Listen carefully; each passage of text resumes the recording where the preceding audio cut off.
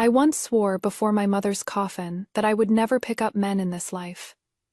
Whenever I encountered men who were gravely wounded, destitute, or desperately on the run, I turned a blind eye to all of them. That one in ragged clothes yet with an extraordinary air called Lu Mingwang.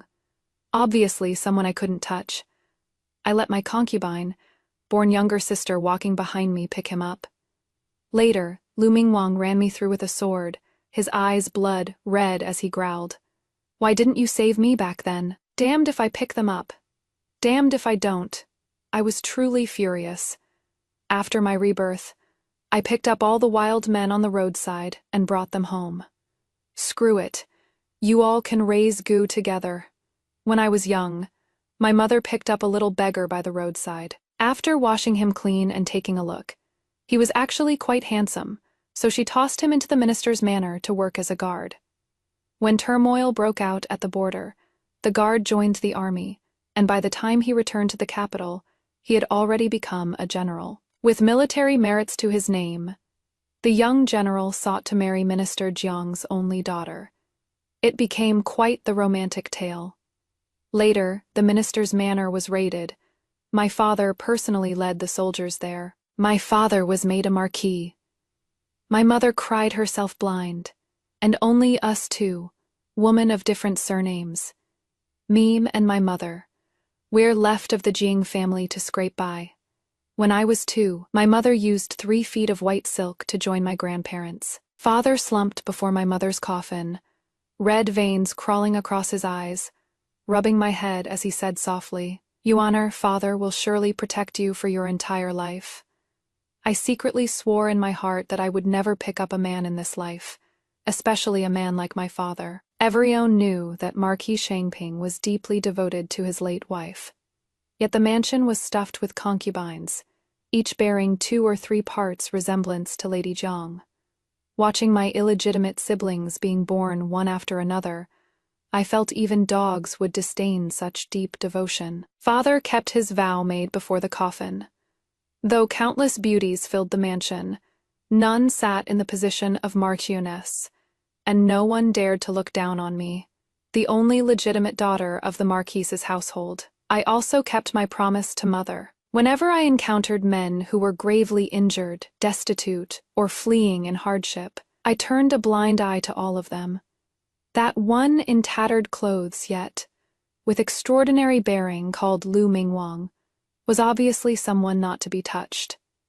I let my younger, illegitimate sister, who came after, pick him up. When Lu Mingwang made his comeback, the first thing he did was kill me. All because I had left him to die back then. That dog of a man, so many people passed by him. Why didn't he kill them all? When I opened my eyes again, I was back in swaddling clothes, seeing the mother I had missed for so many years. I burst out crying with a wah. Mother looked listless, forcing herself to stay alert as she picked me up to soothe me. Given another chance, I clung to Mother even more, sticking to her day and night. It must have been useful because on the night she resolutely drove me back to my own room, I was already 3 years old. Me tender little hands clung desperately to her dress, tears blurring her face in my eyes. "Mother, please don't abandon me." Her frail yet warm body embraced me one last time. "I am sorry, Yuanner. Mother is tired. I was born on the night the Jiang household was raided, even living once more. I couldn't save grandfather, grandmother, and mother. I hate it. Why wasn't it my mother who got rebirth? Even if she would never give birth to me again." When I encountered Lu Mingwang again, in tattered clothes and on the verge of death, I tossed him into my carriage and took him to a courtyard in the outskirts. Mother, the one who swore never to pick up men, was me in my past life. "Yuanner has not broken the oath with you." The maid said Lu Mingwang had woken up and wanted to see me. I came to the side room where he was placed. After Lu Mingwang cleaned up, he was truly handsome. The maids all secretly glanced at him. He dragged his still unrecovered body out of bed to bow to me. "Thank you, miss, for saving my life. If I, Lu, ever have a day of success, I will surely repay you, miss." Back then, when Mother gave Father food and a place to stay, and gave him travel money to send him off to join the army. He said the same thing. "Thank you, Miss Jung, for the grace of giving me a new life. If I, Song, ever have a day of success, I will surely repay you, miss." He produced letters proving the minister's manor was colluding with foreign enemies, and by imperial decree led troops to slaughter the entire Jiang family. Grandpa and Grandma raised such a kind and virtuous mother, and even extended a helping hand to my father, whom they'd just met by chance. I don't believe they harbored any treasonous intentions. The reasons behind all this, I will personally investigate. Looking at Lu Mingwang's serious expression, I chuckled softly. "Young Master Lu, just focus on recovering." After saying that, I turned and walked out. Lu Mingwang's pair of deep eyes stuck to the hem of my clothes, following me step by step out of the side room. Then, he saw a courtyard full of men with various looks. Renlian in a green robe flicked the bone flute in his hand. "Is this the new young master? Quite handsome, but a bit too frail." Zhang Lingshen, carrying a large saber on his back, cupped his fists toward me. "Miss Song, my leg is much better now. Starting today, I'll go out to work. Once I've saved up some silver, I'll repay you double for the recent expenses." I nodded slightly. No rush." Little Yang Chan with a high ponytail bumped into my leg, holding up a completely misshapen bun, and said with a grin, "Sister Song, this is a bun I learned to make with Grandpa Liu. Try it." "Thank you, Ah Chan." I took the bun and asked Qing to wrap it in a handkerchief. "I just had lunch. How about I take it back to eat later?" "Naturally, that is good."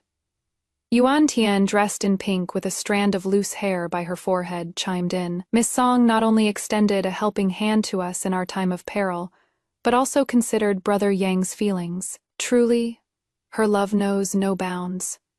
Looking at the courtyard full of pretty boys, Lu Mingwang's thoughts faltered for a moment, and he spoke in a hoarse voice. "Miss Song, you saved a whole courtyard of men?" "Not quite." I parted my lips with a smile. "I have 9 more courtyards like this one. So what? This sis has plenty of big courtyards. Picking up a few dozen or 100 men to raise is no problem at all." On the way back to the residence, I closed my eyes to rest while Qing took out the bun Young Qian gave and crushed it bit by bit. She worked carefully and only woke me up after half a quarter. "Hoer, miss, I found it. It is a piece of hair. Rather than a piece, it was more like a speck, about the size of an ant. Obviously deliberately trimmed by someone. The purpose, presumably, was to prevent the person eating it from noticing." Qing wrapped up the bun with a handkerchief and threw it out of the carriage. "Miss, Renlian makes flutes from human bones. Zhang Lingshen engages in robbery for a living. Yang Qian boils infants to make porridge.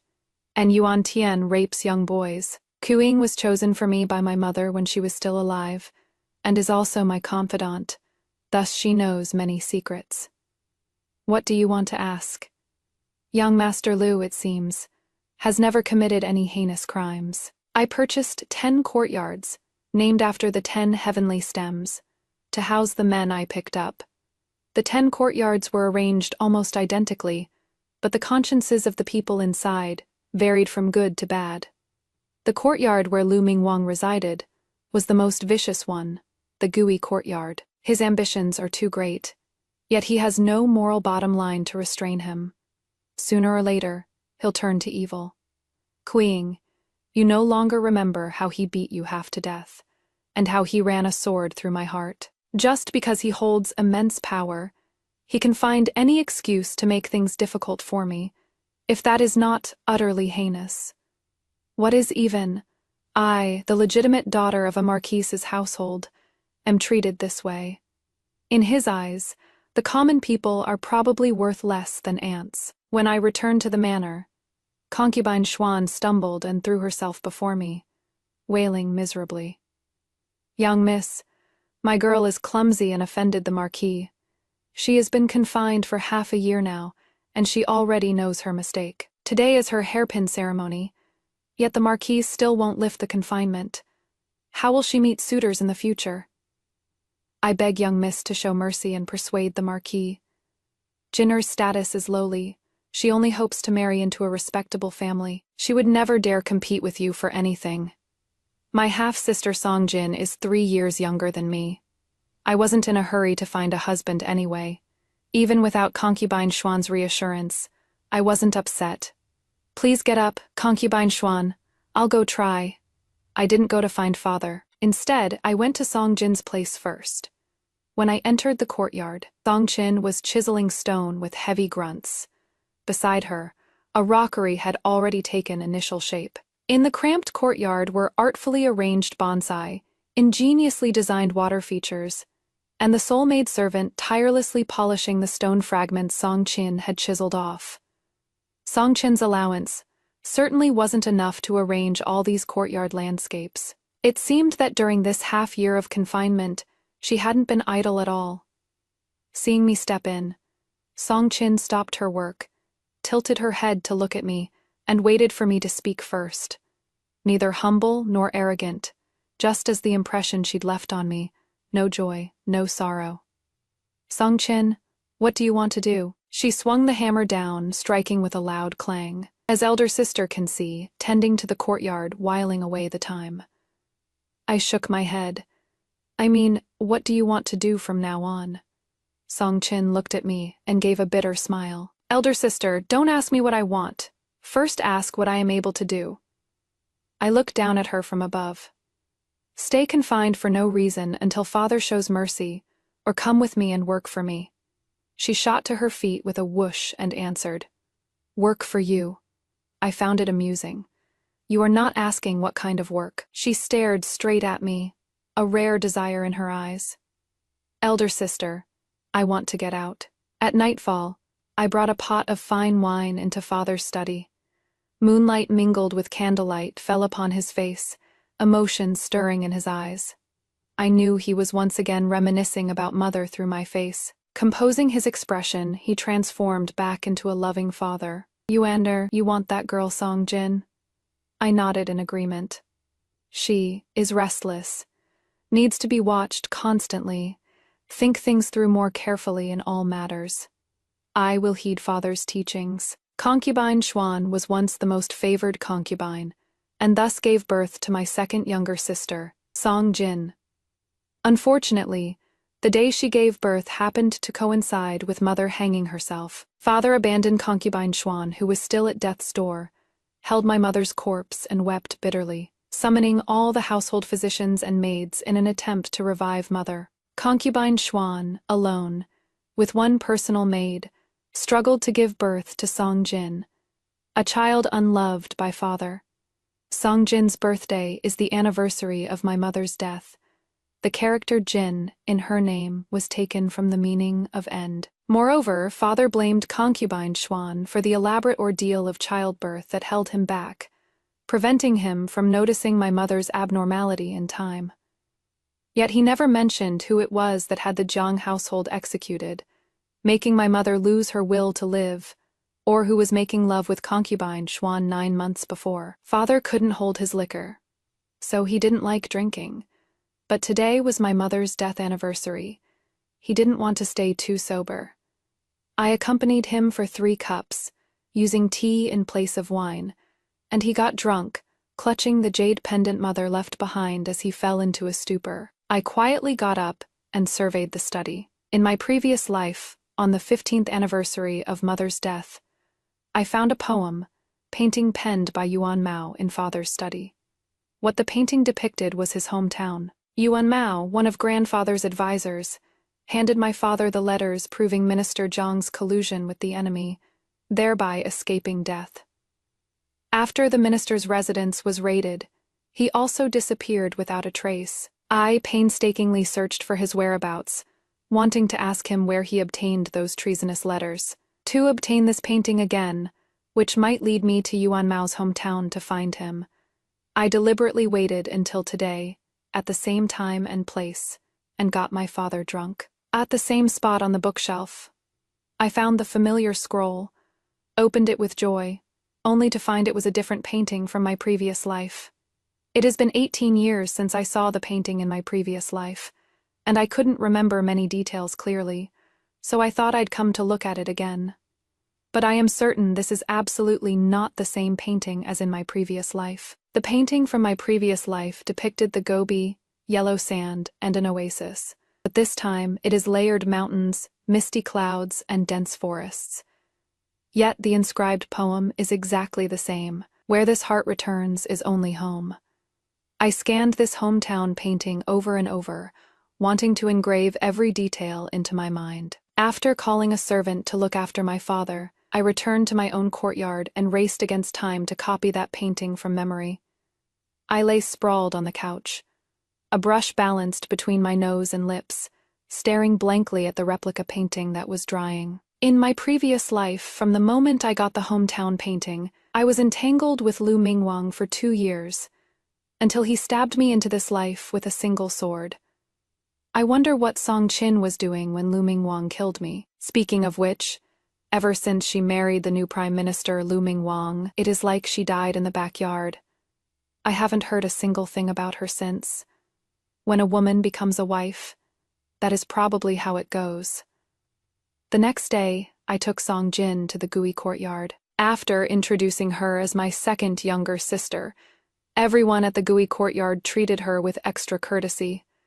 I informed everyone at the Gui courtyard that from now on, Song Jin would manage the courtyard on my behalf, and they could consult her for any matters. I also told Song Jin that all expenses and income of the courtyard must be recorded down to the last detail. Seeing that I took Song Jin out, but returned to the residence alone, concubine Xuan started embroidering handkerchiefs and making fish soup for me every few days. Her eyes were full of cautious probing. I didn't know whether to laugh or cry. "Aunt Xuan, I'll have second sister come back to the residence tomorrow. Whatever concerns you have, just ask her yourself." Song Jin returned to the residence for half a day, had lunch with concubine Xuan, then went back to the Gui courtyard. Concubine Xuan still wore that gloomy look of puzzlement. I teased her. "Aunt Xuan, didn't you get any answers from second sister?" Concubine Xuan waved her handkerchief and complained. That girl, not a single complete sentence from her mouth. She just said she is doing fine, that she is happy, and told me not to ask too much, saying knowing too much wouldn't do me any good. Raised this little girl for nothing. Her mouth was full of complaints, but her face was full of smiles. "Miss, thank you. As long as Jinner can do what she likes, that is good enough. Whether she marries or not isn't that important." Half a month later, I asked Song Jin about her experience managing the courtyard. She pushed out the ledger and spoke at length. Everything in perfect order, every matter handled meticulously. But what I wanted to see was more than just this. "Song Jin, how are the people in the courtyard?" She looked up at me, my scrutinizing gaze reflected in her eyes. She then spoke her mind directly. "Zhang Lingshen, a brute of a man, hands me 5 taels of silver every 10 days, truly suspicious. For common folk, earning even 1 tael of silver a month is already rare. Ren Lian likes to paint. I've seen his paintings. They give off an inexplicable sense of oppression, also suspicious. Yang Qian, despite his young age, has impure intentions." Song Jin unconsciously pulled her chair closer, furrowed her brows, and continued. "When I was calculating the food expenses for the courtyard, I discovered something strange. There was a discrepancy between the meat purchased and what we consumed, so I had the Shadow Guard's elder sister left behind investigate, and only then discovered that Yang Qian had been torturing and killing cats, chopping them up and mixing them into the meat, making buns and wontons for us to eat." At this point, Song Jin dry heaved a few times. No wonder the informant from Gui Courtyard reported that Song Jin hadn't been eating at Gui Courtyard for several days now. And that Yuan Tian, he originally thought he liked seducing young girls, but who knew he was seducing young boys instead. Those young boys come from poor families, only 11 or 12 years old, with no ability to judge people whatsoever, yet they were tricked into having relations with him. After saying this, she looked at me with an inscrutable gaze. "Just what kind of people did you find?" I smiled and answered with a question instead. "What about Lu Mingwang? What do you think of him?" In the previous life, Song Jin picked up Lu Mingwang and hid him away to nurse his wounds. After Lu Mingwang became prime minister, he didn't forget her kindness and granted her the position of legitimate wife. Given Song Jin's personality, for her to marry him, the two of them must have had genuine feelings. His character seems fine, or perhaps I am just too dull-eyed to tell otherwise. My fingertips lightly tapped the neatly written account book. Aunt Xuan hopes you'll marry into an ordinary family as a legitimate wife. What do you think of him? If you are agreeable, I'll play matchmaker for you too. Song Jin blinked her eyes and said, Elder sister, half a month ago you asked me what I wanted to do. Back then I thought, find someone who favors me, like how father treated his first wife, give birth to a child who is deeply loved, like elder sister. A hope I had never seen before emerged in her eyes. If you ask me now what I want to do, then I want to see all the ways of the world, taste every flavor of life. I want to manage accounts, to procure goods, to learn calligraphy and painting, to travel down to Jiangnan, to wield a long spear, to be a merchant. I want to try everything. I nodded with satisfaction, then handed over all 9 courtyards, Jia, Yi, Bing, Ding, Wu, Ji, Zheng, Xin, and Ren, for her to manage. After just 3 days, she said to me with dark circles under her eyes, Elder sister, I want to rest. After Song Jin adapted to her fulfilling days, I set off for Shu to find Yuan Mao's hometown. Before parting, I reminded her, all 10 courtyards are inhabited by people who received my favor in times of crisis. You are my younger sister, and also the steward of the courtyards. Some of them have flawed characters, but each has their own specialty. If you wish to learn a skill or two, they should be happy to teach you. Song Jin suddenly understood, and immediately took a down on his luck scholar from Courtyard A as her teacher.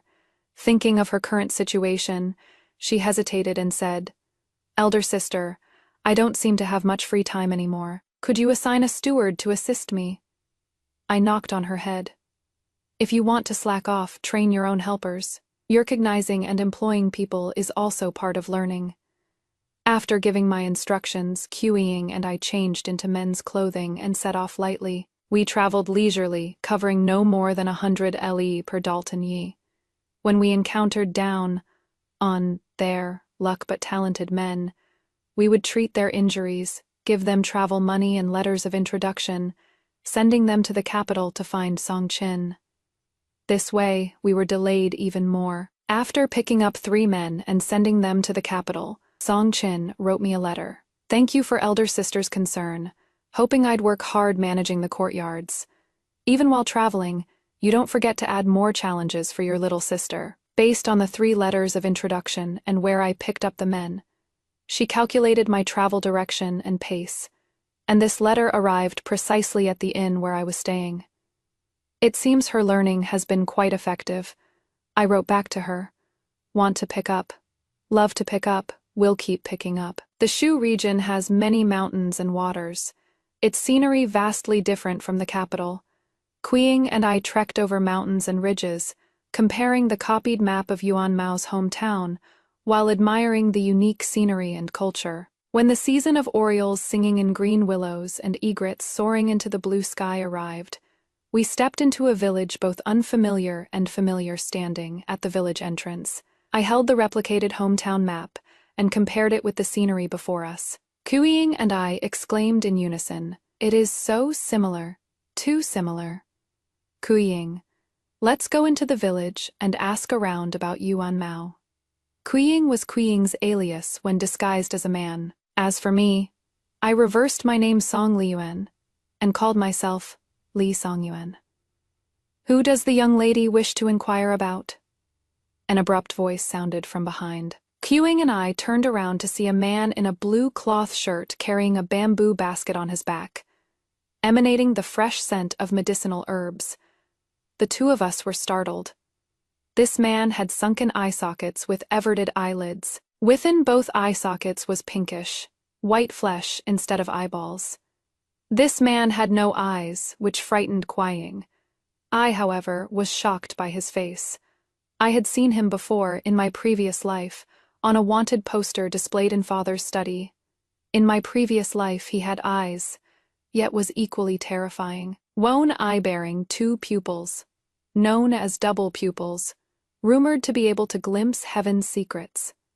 Father said he was a rogue Maoshan Taoist priest who loved using living people as sacrifices when practicing his arts. The people suffered greatly from him, so His Majesty ordered Father to apprehend and execute him on the spot. In this life, he seemed to be a blind, impoverished village doctor. Queen cleared her throat and said in a deliberately deep voice, "We are men. It is just that our voices are a bit soft." The village doctor apologized in the direction of the voice. "Sorry, young master. I have eyes but no pupils. I cannot see your face, which is why I addressed you wrongly." I tilted my head slightly to look at him. "Your eyes," he smiled calmly. "My name is Liu Shan. I was born without eyes. Did I frighten you too, young masters?" Even when I was still in the capital, I had noticed that this life had given rise to many unexpected changes. I had assumed it was because my temperament changed after my rebirth, and my fondness for picking up men had affected the course of many events in the capital. But Liu Shan's double pupils had become congenital blindness. How could I, who wasn't even born at that time, have disturbed the fate of a baby born far away in Shu? Yuan Mao, whose whereabouts were unknown, and Liu Shan, who seemed like a completely different person. These made me have to stop and rest in this Liu family village, nestled among the overlapping mountains. There was no inn in the village. Liu Shan warmly invited us to stay at his home. I didn't refuse and casually paid him half a tael of silver. He accepted it with a blush. "My wife is pregnant, and I don't have much ability to earn money, so I won't be polite with you, young master." At night, Qing tidied up the bed for me. Just as we were about to sleep in our clothes, a soft knock sounded. Shadow Guard Xiao stood sideways outside the window and said quietly, "Miss, there is someone in the shadows. Their martial arts are quite formidable. For now, they don't seem to intend to make a move on us." I instructed, "Keep an eye on them if you can. Whatever you do, don't alert the enemy." Liu Shan took the silver, and the next day eagerly wanted to take me to find someone. "Young master, who was it you wanted to find?" Remembering the Shadow Guard's words from last night, I chuckled softly. "Young master Liu misheard. We simply wish to enjoy the pleasures of nature." Qing and I chatted with the villagers, talking about household matters, secretly searching for Yuan Mao's whereabouts. We found out there were 3 Yuan families in the village, but none had a man aged 37. I wasn't annoyed either, and continued to get along famously with the villagers. Amidst the cicadas' chirping, Liu Shan's wife's water broke. Liu Shan took the silver to fetch a midwife, pacing anxiously outside the room, while his parents, nearly 50 years old, also eagerly awaited their grandchild. Just then, a shadow guard came to report that the people in hiding had made their move, chasing after a man. According to them, the man was acting crazy, shouting only, "You've got the wrong person.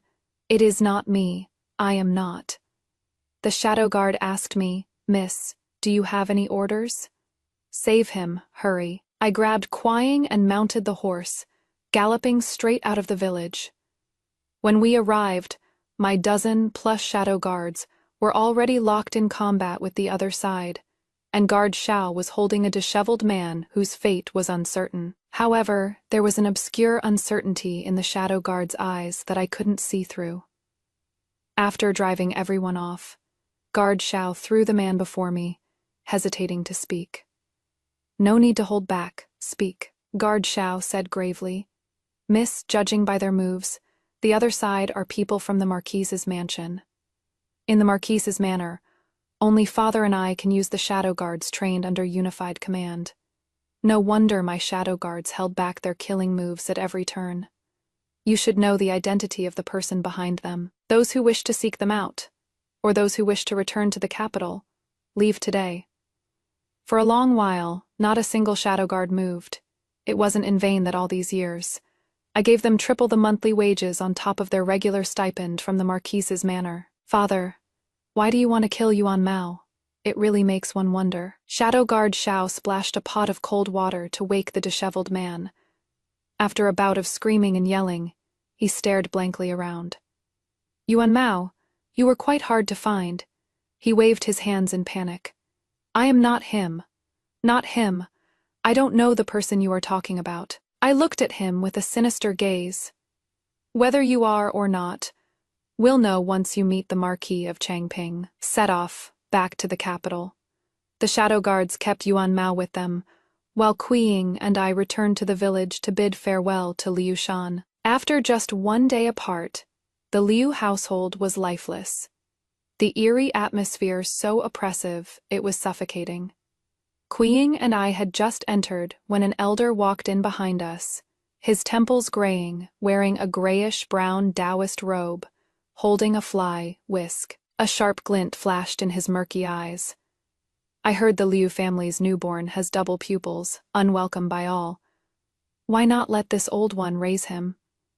Liu Shan gave birth to a double-pupiled child. At first, I suspected Liu Shan was deceiving me about being born without eyes, but after staying in the village for over 3 months, the villagers all said his fate was bitter.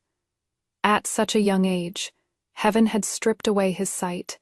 The vanished double pupils now appeared on Liu Shan's son, and the Liu family woman held a kitchen knife, half her body soaked in blood, glaring at the old Taoist priest with ferocious eyes. You want to take my child away too? After chanting, "Blessed be the infinite celestial Lord," the old Taoist priest fled. Liu Shan seemed to have his soul drained away, weakly pressing down on his wife's trembling arms.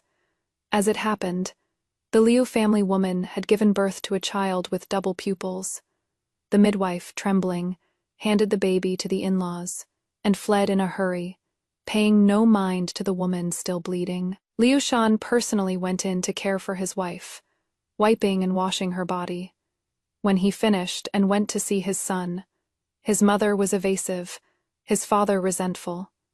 The 2 elders had hidden it from the young couple and thrown the child into the back mountain to feed the wolves. Double pupils were considered inauspicious, would bring disaster. The villagers couldn't avoid them fast enough. After the Liu family woman woke, she went mad with fury, propping up her weak body to slaughter her in-laws. Liu Shan, with his empty eye sockets, called out indifferently, "Father, mother, a Yan?" Only when he touched the 2 breathless corpses and his wife, wet and sticky, did Liu Shan realize everything was beyond saving. After changing the Liu family wife into clean clothes, Liu Shan also tucked in the blanket corners for his unconscious wife. I let out a soft sigh. What do you plan to do? Liu Shan looked at his wife with a complicated expression. Naturally, report to the authorities. A daughter-in-law killing her parents. In-law warrants the death penalty. Liu Shan reached out with both hands, made a round in the room, feeling this, weighing that, then stood straight before me. After I leave, please trouble young master to tell Yan to leave. I, Liu Shan, and the Liu family owe her. Liu Shan was imprisoned and would be executed in a few days. The charge was killing his parents. I sent the shadow guards to search the back mountain for that double-pupiled child, but found nothing. After Yang Yan woke up upon learning that Liu Shan had taken the blame for her, she said viciously, "My child for 3 lives of his Liu family, not a loss." She carried her bundle, kowtowed 3 times toward the direction of the government office, then left without looking back. On the tamped earth where she had knelt, murky tears remained. Liu Shan's parents couldn't tolerate the double-pupiled child at all. So how did Liu Shan in the previous life grow up smoothly, and even do so many filthy deeds? An old face with an unkind appearance barged into my memories. I hurriedly called the shadow guard. "Old Xiao, quickly catch that Taoist priest, and bring him back." The old Taoist was found, but things were a bit tricky. Shadow guards protected me and Kui Ying, while on the opposite side, an equally imposing group of people protected the old Taoist. After a long standoff, The other side spoke first.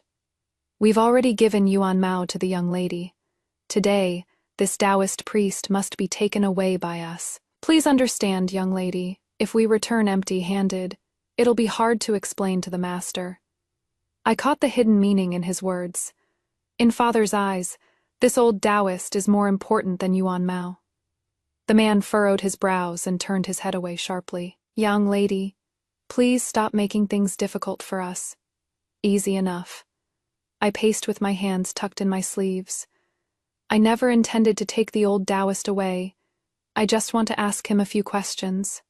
Hand him over to me, and in half a shikan, I'll return him to you in one piece. My father's shadow guard pondered for a moment, and gripped the longsword in his hand tighter. Shadow guard Shao pointed his sword tip straight at the other side, showing no fear. Fine. The old Taoist, who had been stroking his beard and yawning, was pushed forward by my father's shadow guards. His legs suddenly went stiff, and he trembled, unwilling to move. Young lady, we'll give you the person, but may Miss Qiying stay seated here for a while. Otherwise, this subordinate won't feel at ease. Shadow guard Shao grabbed the old Taoist by the back of his collar and dragged him into the woods. I followed behind the two of them. My father's shadow guards surrounded Qiying, staring straight ahead at her until her scalp went numb, and she felt like she was sitting on pins and needles. In the dense forest, Shadow Guard Shao seized the old Taoist's arms while I slowly approached him. Old Taoist, what do you want the double-pupiled child for? The old Taoist nonchalantly started whistling, completely ignoring me. I drew the sword from Shao the Dark Guard's hand and placed it against the Taoist priest's neck. The Taoist priest's eyes were panicked, his words incoherent. Yeah, you said you'd let me go back, in one piece. I lightly drew the sword, leaving a red mark on the Taoist priest's neck. Don't forget you still have someone in their hands. I said nothing, only increasing the pressure in my hand. The old Taoist was numb with pain, yet didn't dare move an inch. A streak of crimson dripped from the sword tip onto the old Taoist's boots. He finally said, drained of strength, "Stop, I'll talk. I'll tell you everything." The old Taoist priest was a rogue Maoshan. Maoshan Taoists have always had a good reputation. Some who took up the practice midway without receiving orthodox Maoshan training, yet committed misdeeds under the Maoshan banner. These are known as rogue Maoshan. The old Taoist had absorbed all manner of filth, learning only arts that defied heaven and harmed the innocent. According to him, a double-pupiled child was a natural-born rogue Maoshan. They could peer into heavenly principles above and probe ghostly spirits below, and wielding arts that harmed others for personal gain came even more naturally to them. 20 years ago, he had divined that a double-pupiled child would be born here and hold up in Liu family village for 3 years, with nothing to show for it. Not long ago, the divination signs foretelling the arrival of a double-pupiled child appeared again. He rushed impatiently to Liu family village, but was a step too late. The double-pupiled child had already been abandoned to the wolves. Unwilling to give up, he searched all over the back mountain, until he was caught by my father's dark guards. You really didn't find the double-pupiled child? The old Taoist touched his simply bandaged neck still oozing blood, and waved his hand dismissively.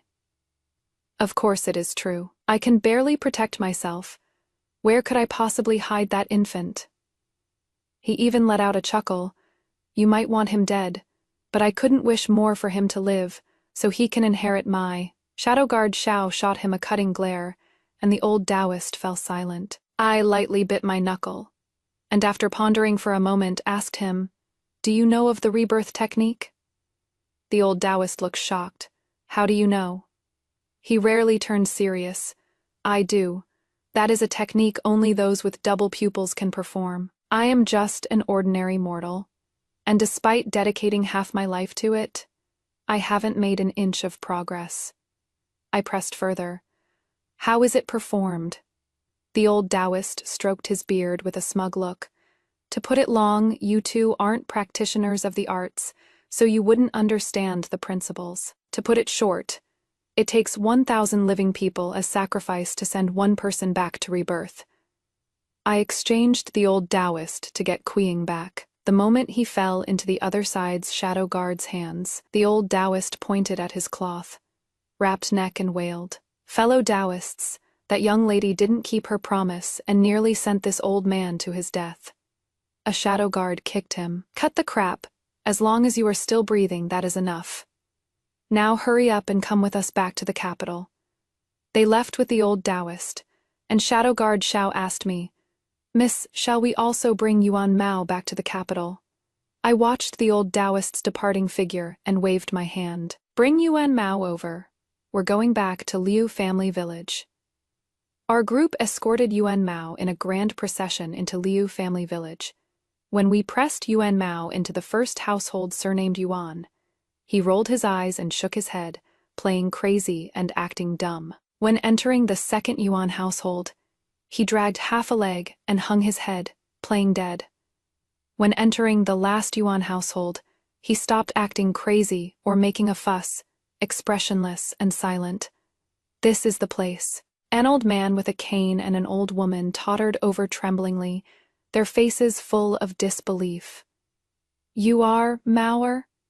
Yuan Mao stiffened his body, remaining expressionless, letting the two elders throw themselves at him and weep bitterly. I leaned against the doorframe, enjoying this show, endlessly patient, until the old woman choked up so much she couldn't catch her breath, her body going limp. Yuan Mao hurriedly caught her, crying out in alarm. "Mother."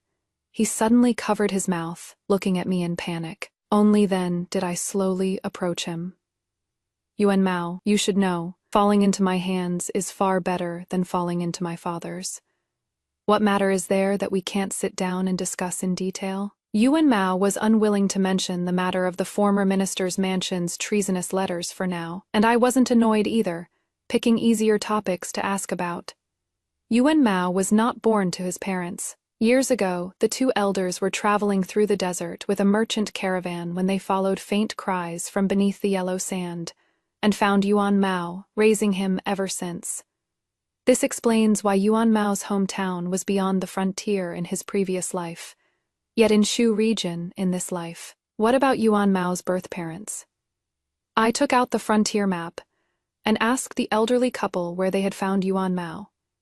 The old couple's eyes were dim with age, and after struggling to make it out, they pointed to the same spot.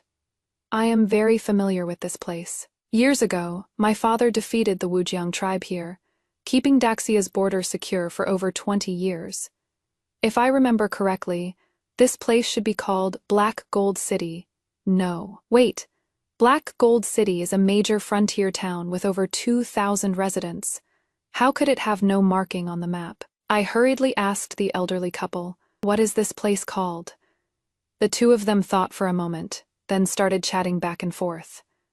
"A place name, there doesn't seem to be one.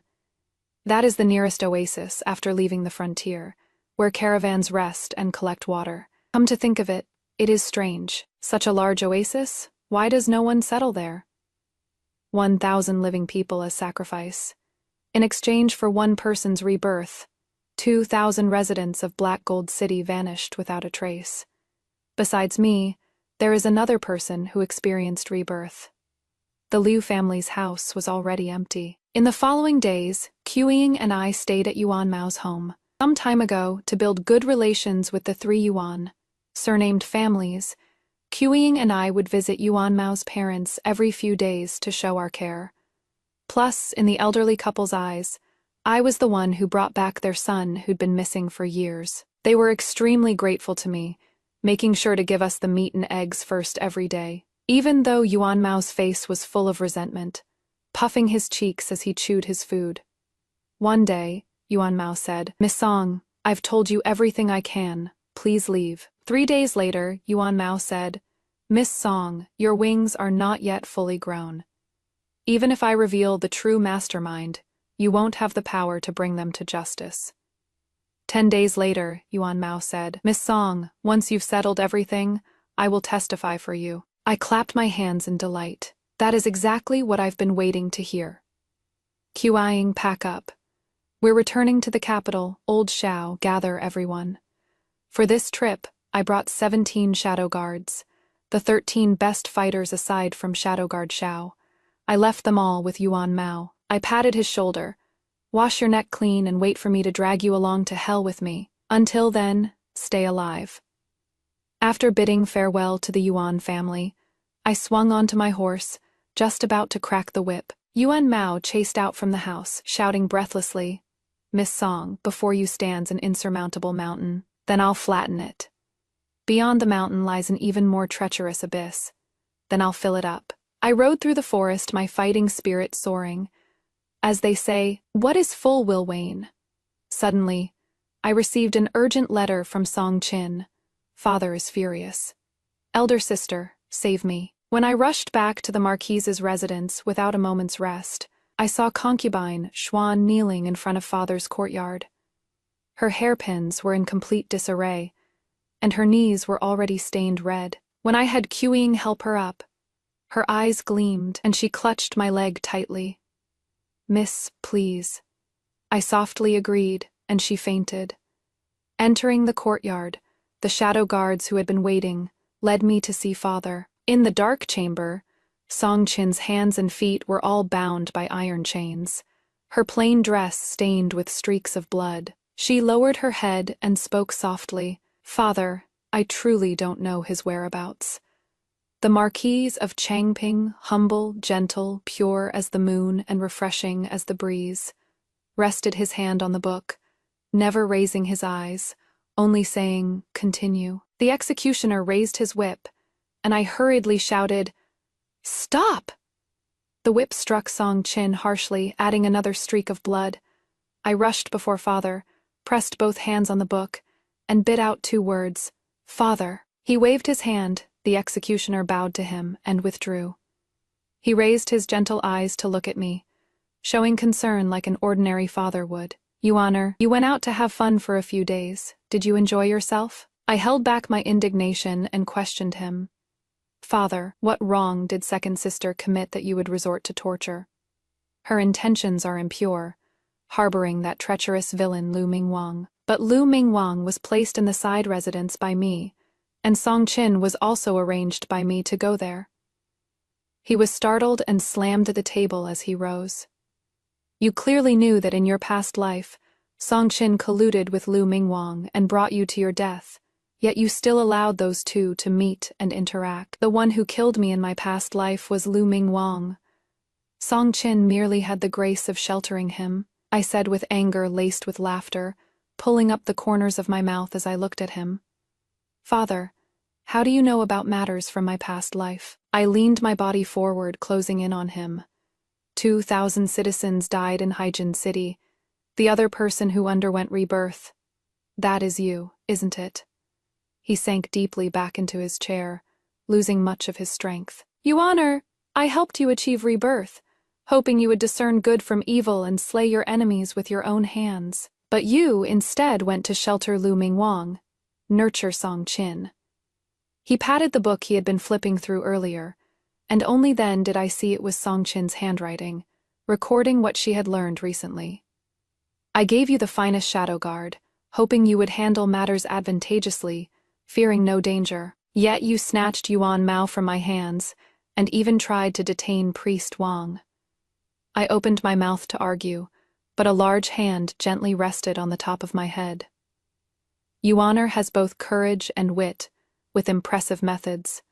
As your father, I am most pleased." Carrying Song Qin on my back out of the secret chamber, I said with frustrated disappointment, "Your tongue is so clever, yet you didn't know to speak up in your defense, and just took the whipping?" A faint, barely perceptible soft chuckle reached my ears. "Elder sister, he doesn't believe me." After summoning the household physician to treat Song Qin, concubine Xuan forced herself to sit up, her gaze lingering lovingly on her daughter for a moment, before she couldn't bear it, and wiped away tears. There was no more use for me after that. So I quietly stepped out and closed the door behind me, recalling father's words in the dark room. Yuaner, don't resent father. Regarding the Jiang Manor incident, father had no choice. To protect you and your mother, father has already exhausted every means. Your mother understands. No matter how unwilling she is, she still stays by my side. This is the proof. If I didn't know about the Hyjin City incident, didn't know he also went through a rebirth, I probably would have believed this speech. But I don't believe it. I don't believe anyone forced him to slaughter all 2,000 innocent people of Hyjin City. Was it truly to help me undergo rebirth? Or was he unwilling to spare Yuan Mao and his parents who held leverage over him? So he simply massacred the city. Even after living again, he still killed Grandpa and Grandma, and indirectly caused Mother's death. In his heart, I matter, and Mother matters too. But power matters, and status matters even more. Yuan Mao hinted at things, and Father gave further pointers. I roughly glimpsed who the colossal figure behind Father is. The former Crown Prince Rang, bearing the hope of benevolence and virtue, possessing the makings of a monarch. Grandpa was his teacher. Grandma was his maternal aunt. The Jiang family was undoubtedly close retainers of the Crown Prince. Minister Jiang's colluding with the enemy was rumored to be ordered by Crown Prince Rang. So the late emperor deposed the Crown Prince and established Prince Chang instead. The current emperor, the great chasm behind the tall mountain. My greatest enemy is the emperor. Only after Song Qin recovered from her injuries did I learn the details of recent events. Renlian sold a calligraphy painting for a high price, making Zhang Lingshen green with envy, who then cornered Lian in a dark alley on a rainy night. The next day, Zhang Lingshan had not returned, and Renlian had newly obtained a bone flute. Yuan Tian had lusted after Lian for a long time. He sought aphrodisiacs from the pleasure quarters, and secretly slipped them into Lian's food, ravishing him to death. Yang Qian stumbled upon the scene, but Tian's lust was still raging. He seized Qian, intending to continue. Qian feigned compliance. When Tian was at the peak of his arousal, he pierced his throat with a hairpin. Qian cooked both Lian and Tian and served them to Lu Mingwang. Lu was delighted and accepted it. But he happened to pick up a hip bone with tendons and flesh still attached, savory aroma wafting about, the same as what he himself had eaten. Lu was furious and killed Qian right there in the courtyard. How spectacular Gui Court had truly become a court of ghosts. Lu Mingwang, worthy indeed of being the man who became prime minister in 3 years in his past life, became the last person left alive in Gui Court. It is just a pity he caught wind of things and fled before my father could lead men into Gui Court. Song Qin came to clean up the mess at Gui Court, but unfortunately ran into father, who assumed she had secretly sheltered Lu Mingwang, just like in the past life, and had tipped him off to let him escape. To prevent the tragedy of my miserable death at Lu Mingwang's hands in the past life from repeating, father interrogated Song Qin, wanting to personally deal with Lu Mingwang once and for all. Before Song Qin was imprisoned, she had a trusted aide send an urgent message to me, asking me to return and save her. Now with Aunt Xuan personally caring for her, Song Qin has recovered remarkably fast, regaining her former radiant spirit. Song Jin, if I hadn't sent you out of the manor to engage in trade, you wouldn't have suffered this undeserved calamity. Do you regret it? Her eyes shone bright, and she said resolutely, the innocent still suffer calamity. I should walk through this world properly to gain the ability to protect myself. I left again, this time after handing most of the money and manpower to Song Jin, and telling father I wished to roam freely among mountains and rivers. I left with only Qiying, Xiao the Shadow Guard, and a dozen trusted followers. Yellow sand filled the sky at the borderlands, yet couldn't obscure the pure kindness in people's hearts. Drinking merrily with the herders, having milk and eating meat, those were truly joyful days. Yuan Mao had fled to the desert with his parents, and often engaged me in frank discussions, arguing until we were red in the face. I refuted each point, not yielding in the slightest. After we'd had our fill, he sighed deeply. You are so much like Lord Jiang. But I'd never met grandfather. He and grandmother died before I was born. Realizing his slip of the tongue, he said apologetically, "I am sorry. It was I who brought about his death." When the Northern Yi came to raid, my shadow guards gathered herders of our dynasty and trained them into a makeshift home guard that routed the invaders many times. The home guard grew stronger by the day, becoming famous among the Yi tribes, who eventually amassed a great army and surrounded us in the desert. When water and provisions were exhausted, suddenly a strange army attacked and relieved my plight. The young man at the front cut an elegant figure, possessing talent as if descended from heaven. With just one glance I knew, he was the one I had been waiting for all along. I picked up another man again. He said his name is Li Xingsha. He is very different from other men. He saved me when I was helpless and alone. Technically speaking, he did me a favor, so it should be said that he picked me up. We fell in love at first sight. He said his army couldn't conveniently enter the capital, so he came back to my hometown alone with me. I openly brought him into the Marquise's manor and confessed to my father, "I want to marry him." My father used every trick in the book, testing his literary talent and examining his martial prowess. All were top-notch. It is just a pity. His family background is lacking, merely an orphan from the desert.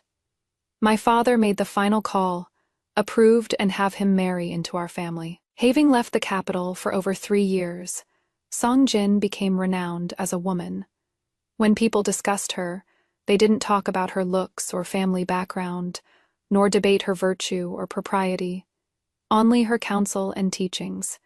She got to experience all kinds of lives as she wished, and finally chose the path she loved most. I was happy for her, yet she worried for me. "Are you really going to marry and wear yourself down?" I said nothing, and on my wedding night, I led her into my husband's bridal chamber. She refused profusely. "Elder sister, I've already said, I don't hope to win someone's heart.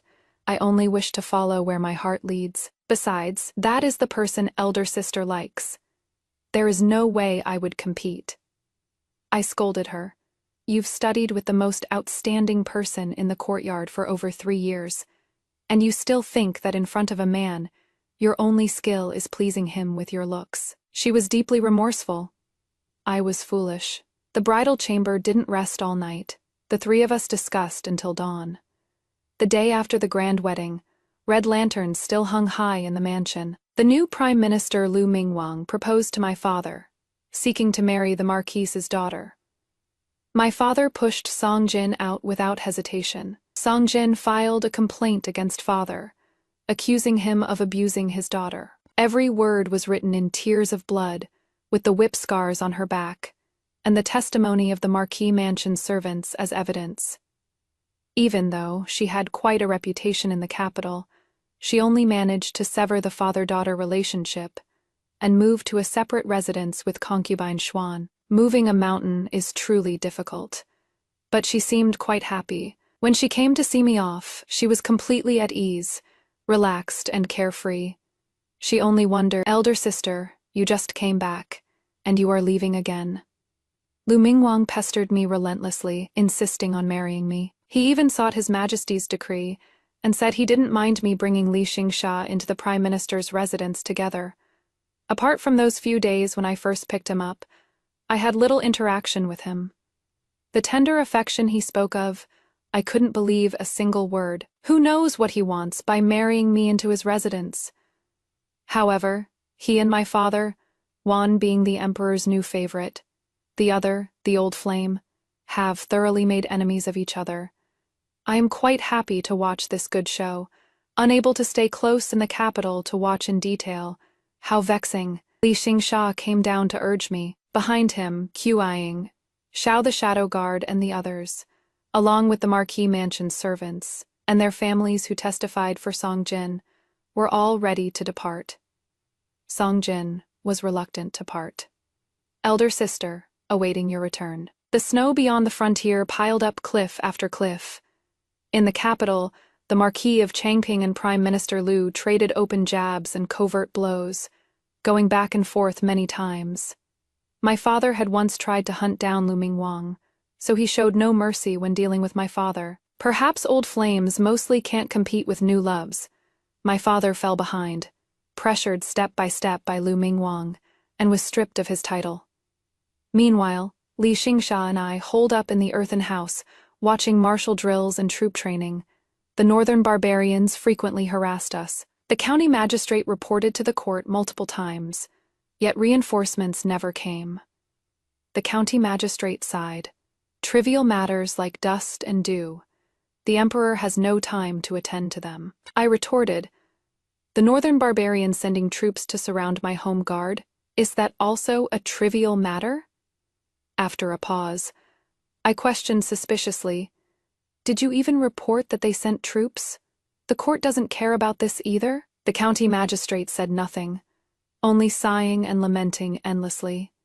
More and more herders joined us. Li Xingsha also taught me military formations and tactics. My home guard grew stronger day by day and had become a force to be reckoned with. The sandstorms were no longer so bitingly cold. Li Xingsha and I led the home guard northward, reaching the barbarian territory. The daughter of the Marquis of Changping and her husband, leading herders in a spontaneous counterattack against the northern barbarians. When this news reached the capital, the whole city was shaken. The foreign enemy that Minister Jiang had once colluded with was precisely the northern barbarians. Now his granddaughter had personally gone to fight against the northern barbarians. The emperor seemed to recall how my father had killed his own father-in-law with his own hands, helping him bring down the former crown prince Rang, and restored my father's title. When I first set foot in barbarian territory, people in the capital said I was an ant trying to shake a tree, overestimating my own strength. After all, the frontier is cold and harsh, and people raised there could hardly amount to anything great. When I conquered 3 cities of the northern barbarians, the emperor sent some provisions, saying a herdsman turned general. How would he make a living? So here is grain for you. He also sent someone, a newly appointed minor general, titled Protector of Home General, exactly the same as my army's name, convenient for taking over the troops. What a pity, the Protector of Home General couldn't adjust to the climate in the first month, lost his appetite, and withered away considerably. In the second month, he caught a cold and was bedridden. In the third month, his throat ached and he couldn't speak. The emperor summoned him back with suppressed anger and questioned him thoroughly. The Protector of Home General said that Li Xingsha and I treated him with great respect, and the Protector of Home Army followed his commands. Then we lost 2 cities. As for returning to the capital, it was indeed because he couldn't endure the cold hardship of the northern frontier.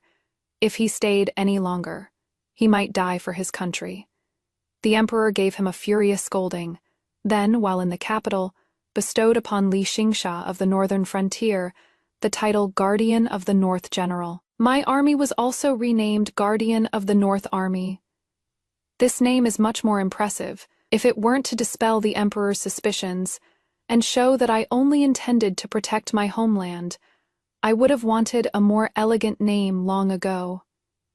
I was clearly the one who gathered the herdsmen to form this army. So why were you made the general? I snatched the sweet potato Li Xingsha had just roasted, blowing on it while taking an angry bite.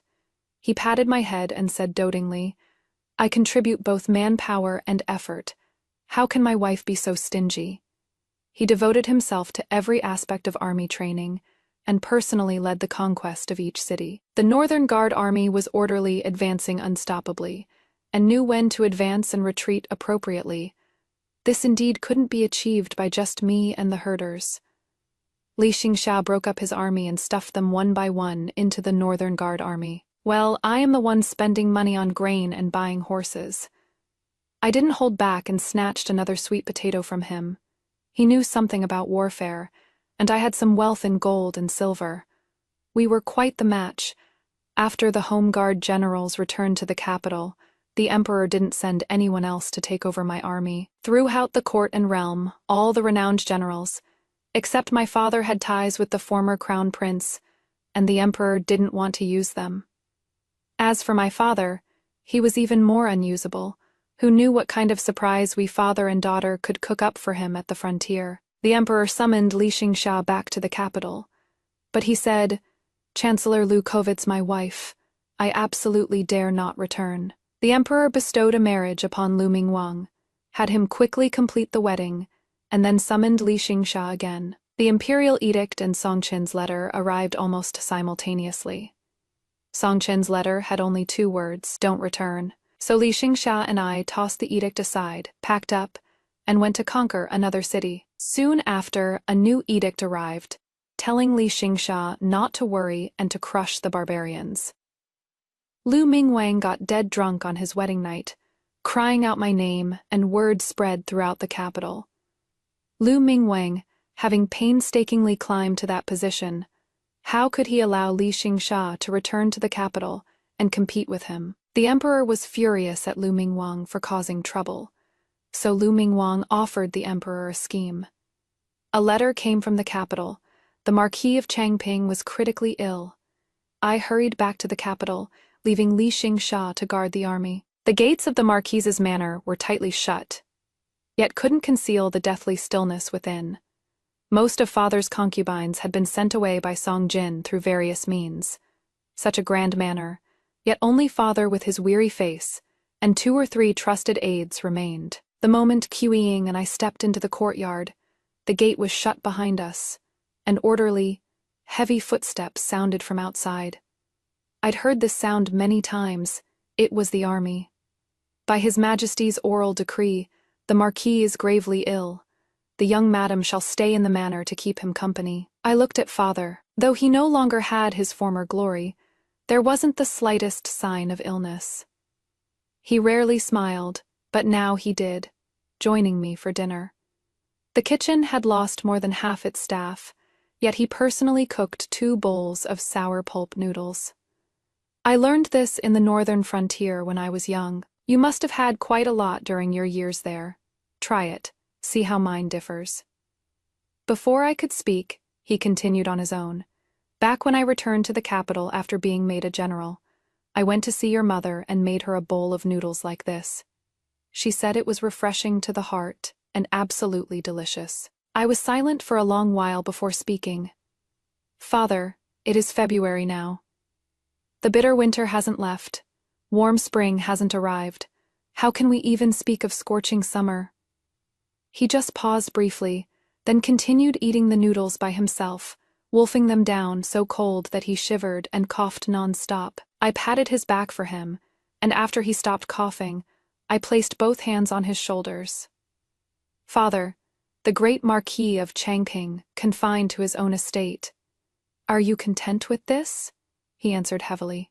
You enter, father, misses your mother. Li Xingsha broke through the northern barbarians' capital and beheaded the enemy leader beneath the city walls. The court was shaken.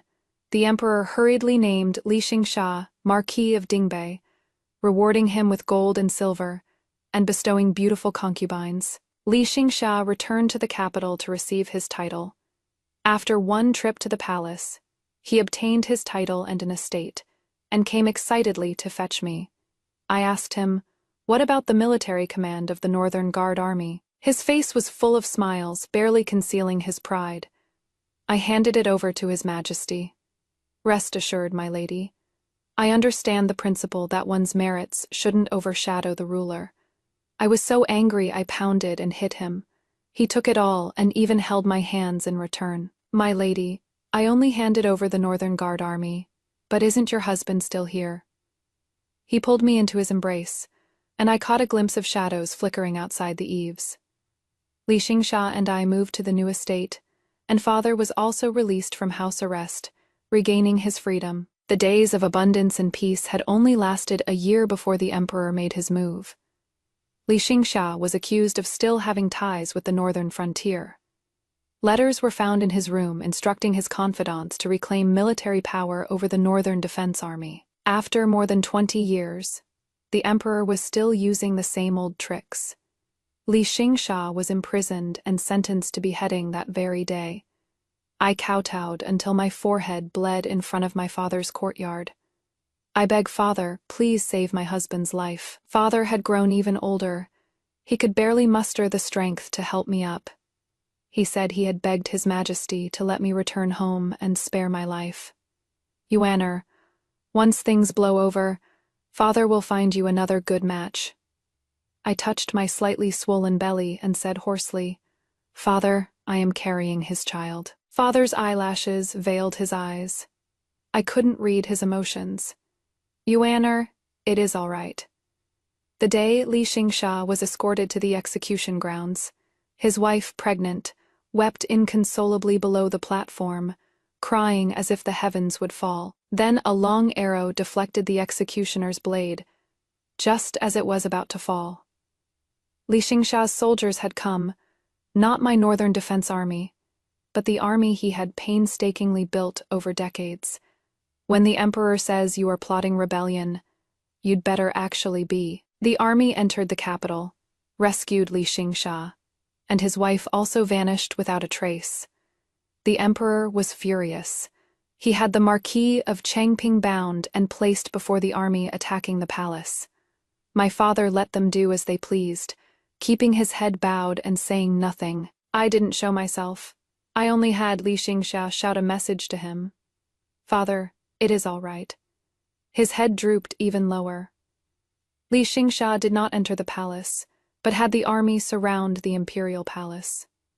Then Song Jin appeared. They forged letters from Li Xing plotting rebellion, planted the emperor's spies in Li's mansion, and had every member of the Northern Guard testify that they had no further contact with Marquis Li Song. Jin collected the evidence piece by piece, then spread it throughout the capital. Everyone knew that General Li had defeated the Northern Yi, and was forced by the monarch into rebellion. But being forced couldn't change the fact of rebellion.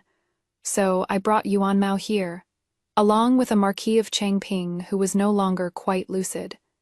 Yuan Mao confessed everything about the events of that year. The current emperor, formerly Prince Chang, conspired with the Marquis of Changping, forcing Yuan Mao to forge evidence framing Minister Zhang for colluding with the Yai, which implicated the former Crown Prince Rang. My father had no spirit, just blankly agreed to everything. The emperor framed loyal ministers twice and only became emperor by pulling the crown prince down. His claim to the throne was no longer legitimate. There was still one final dose of strong medicine missing: the former crown prince, Li Rang, and Li Xingsha. His surname is Li. His given name is Xingsha. Li Xingsha is the bloodline of the former crown prince Li Rang. Impossible. Absolutely impossible. The emperor, in the great hall, slumped on the dragon throne, screaming without regard for his image. Your Highness, Song Jin has brought supporters of the former crown prince, numerous in count. They were either demoted and became depressed, or stayed at court but were constantly suppressed. Song Jin traveled around, bringing them back one by one.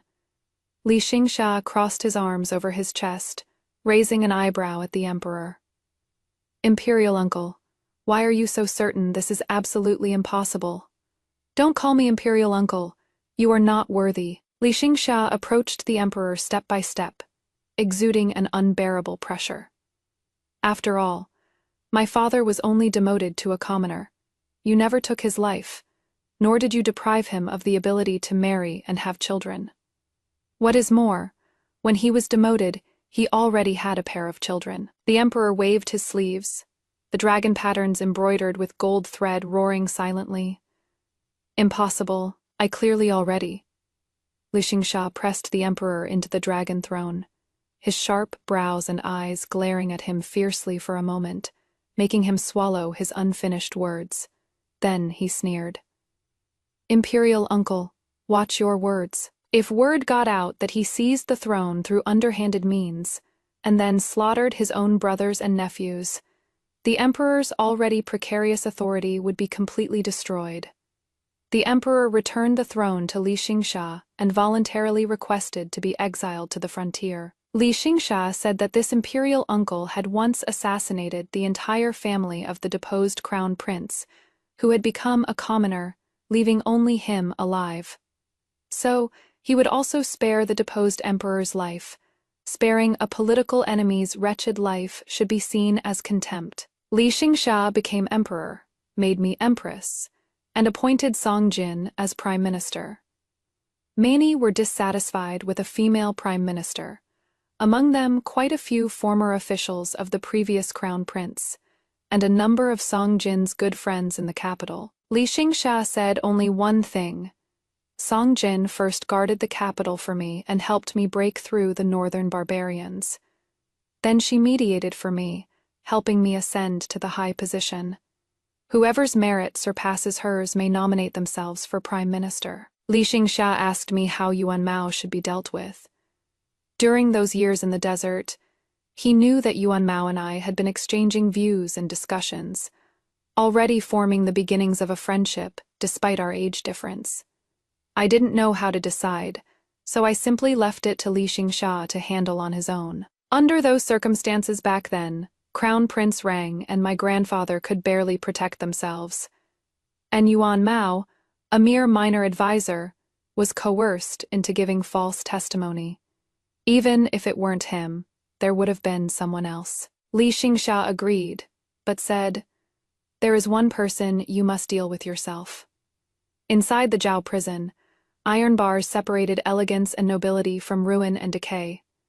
On the outside was me. On the inside was my father. The last time I saw Yuan Mao was at the execution ground. Li Xingsha said he had originally planned to spare Yuan Mao, to let him get lost somewhere far away and live out his days. Yuan Mao requested his own death, only asking that I look after his parents.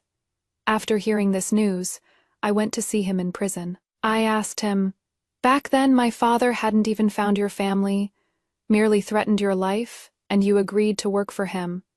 You must have been someone who cherished your life dearly. How come you want to be an upright person today?" Yuan Mao drained the wine in his cup and smiled wistfully. "Song Xiao, Your Majesty the Empress, didn't you say it yourself? Back then, he didn't find my parents. I did find them, but I wouldn't use an elderly couple on death's door as leverage. Yuan Mao, you really look down on me too much." "Nonsense, I don't look down on your Majesty," he sighed miserably to himself. "It is myself that I look down on. If he lives, he'll surely end up destitute, cursed by everyone, and his poor old parents would have to suffer along with him. If he dies, I'll treat his parents generously.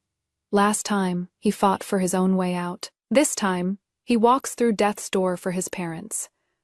At the execution ground, I wore a veil, supported by Qiying, standing below the platform to see Yuan Mao off. The executioner drank boldly, spraying the liquor onto his blade. Yuan Mao sang out loud, "Winds and clouds overturn. The chess game ends. Pieces fall. Black and white both turn to void." Had I become a ghost beneath the steps back then, perhaps I'd have won half a stroke in history's records. Ask not of right and wrong beneath the yellow springs. The mortal world has always dwelt between being and nothingness. My father has been in high spirits lately. Whether locked in the imperial prison or confined in a cramped courtyard, he always looks full of life and vigor. As if to say, as long as I spare his life, he'll keep on living no matter what. I can't understand it. A man who sought power and dominance, not hesitating to sacrifice his own wife, living without any dignity whatsoever. Yet he can actually be happy. I couldn't stomach it, so I decided to go make him bear the brunt of my anger. In the dilapidated courtyard entangled with cobwebs where birds never venture, he and I looked at each other in silence.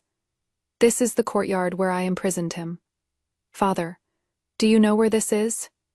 His face was amiable, and he could even manage to pull out a smile. "I don't know. Wherever the Empress wants me to live, I'll live there."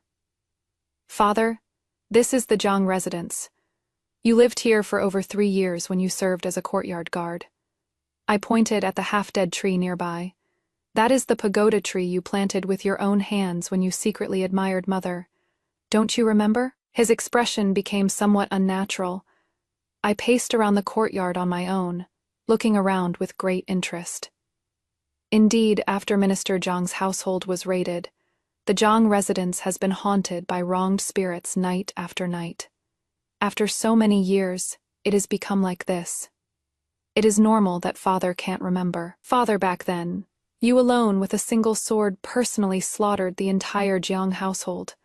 You didn't even spare the servants and children hiding in the well. You should be very familiar with this residence.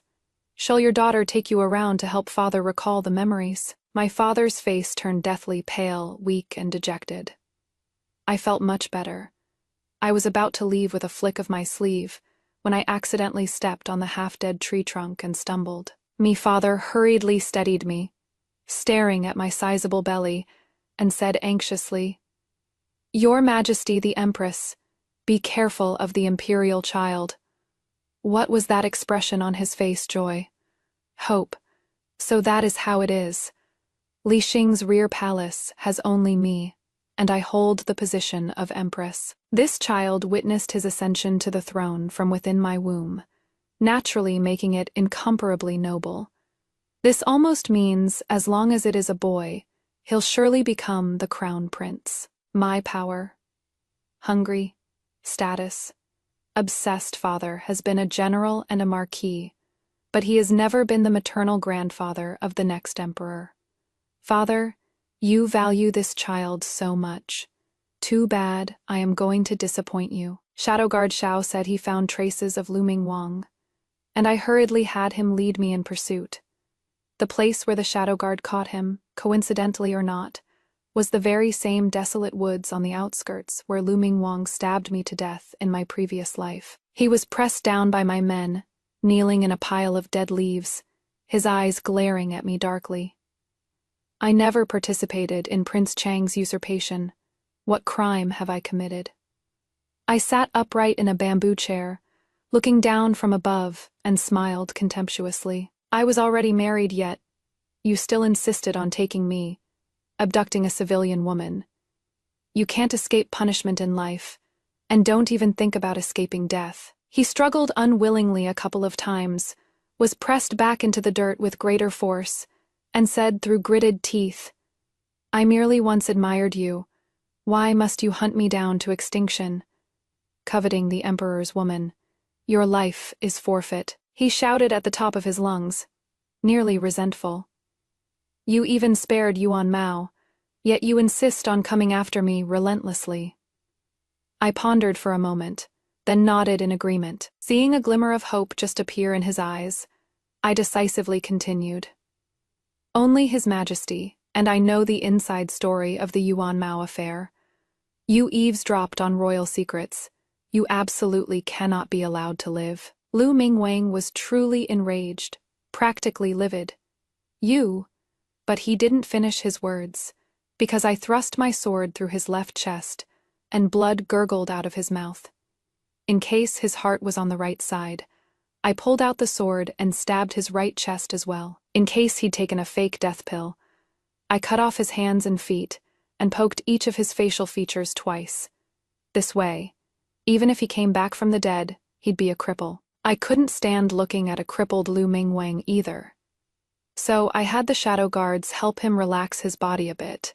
Head tossed off a cliff, upper body thrown in the river, lower body fed to wild dogs.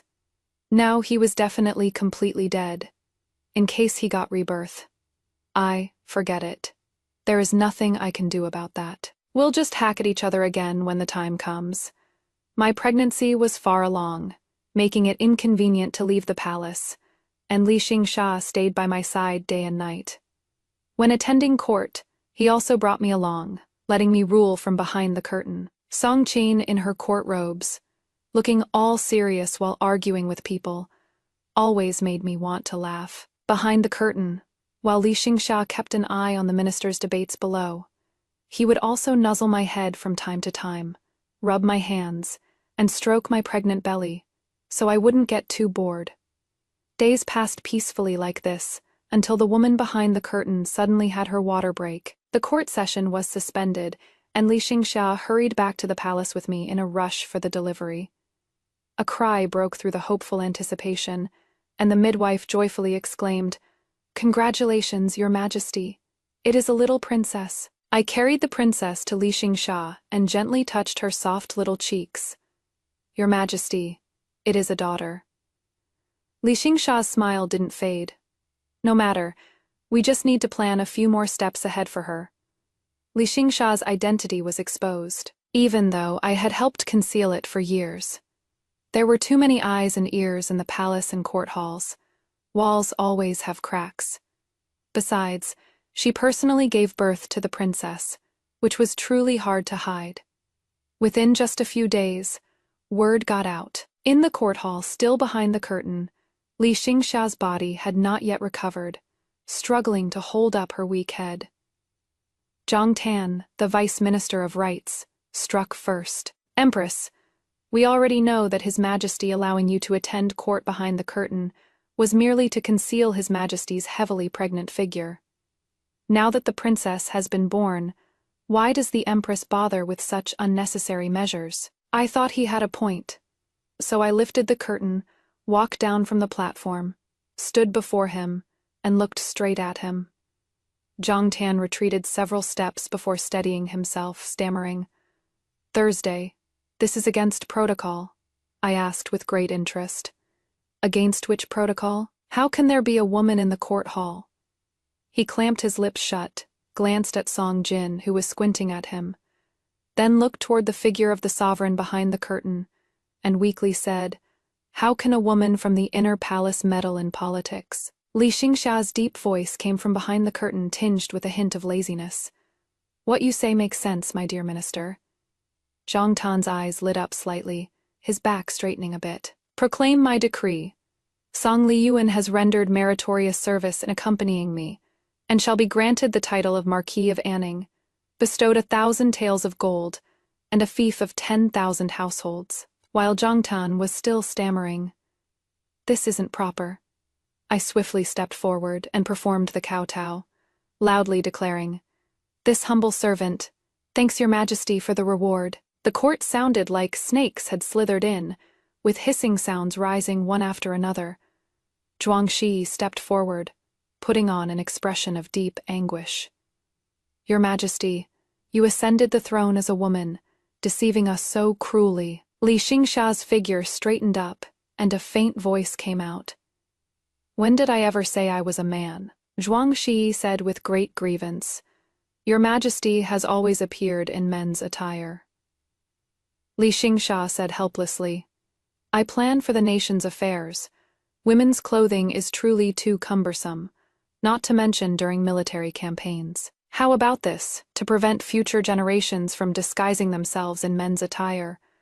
We shall prepare women's versions of official robes, merchant garments, and military uniforms. Would that satisfy you, my dear minister?"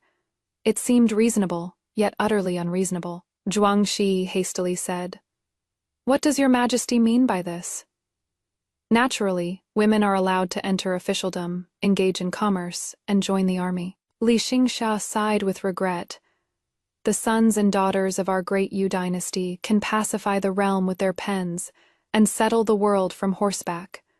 Confining women to the inner chambers, wouldn't that be cutting off half our wings? Whenever I think of it, it fills me with endless melancholy and sorrow." Zhuangxi struggled desperately. "Your Majesty, you are a woman and the Empress. The Marquis of Anning is also a woman.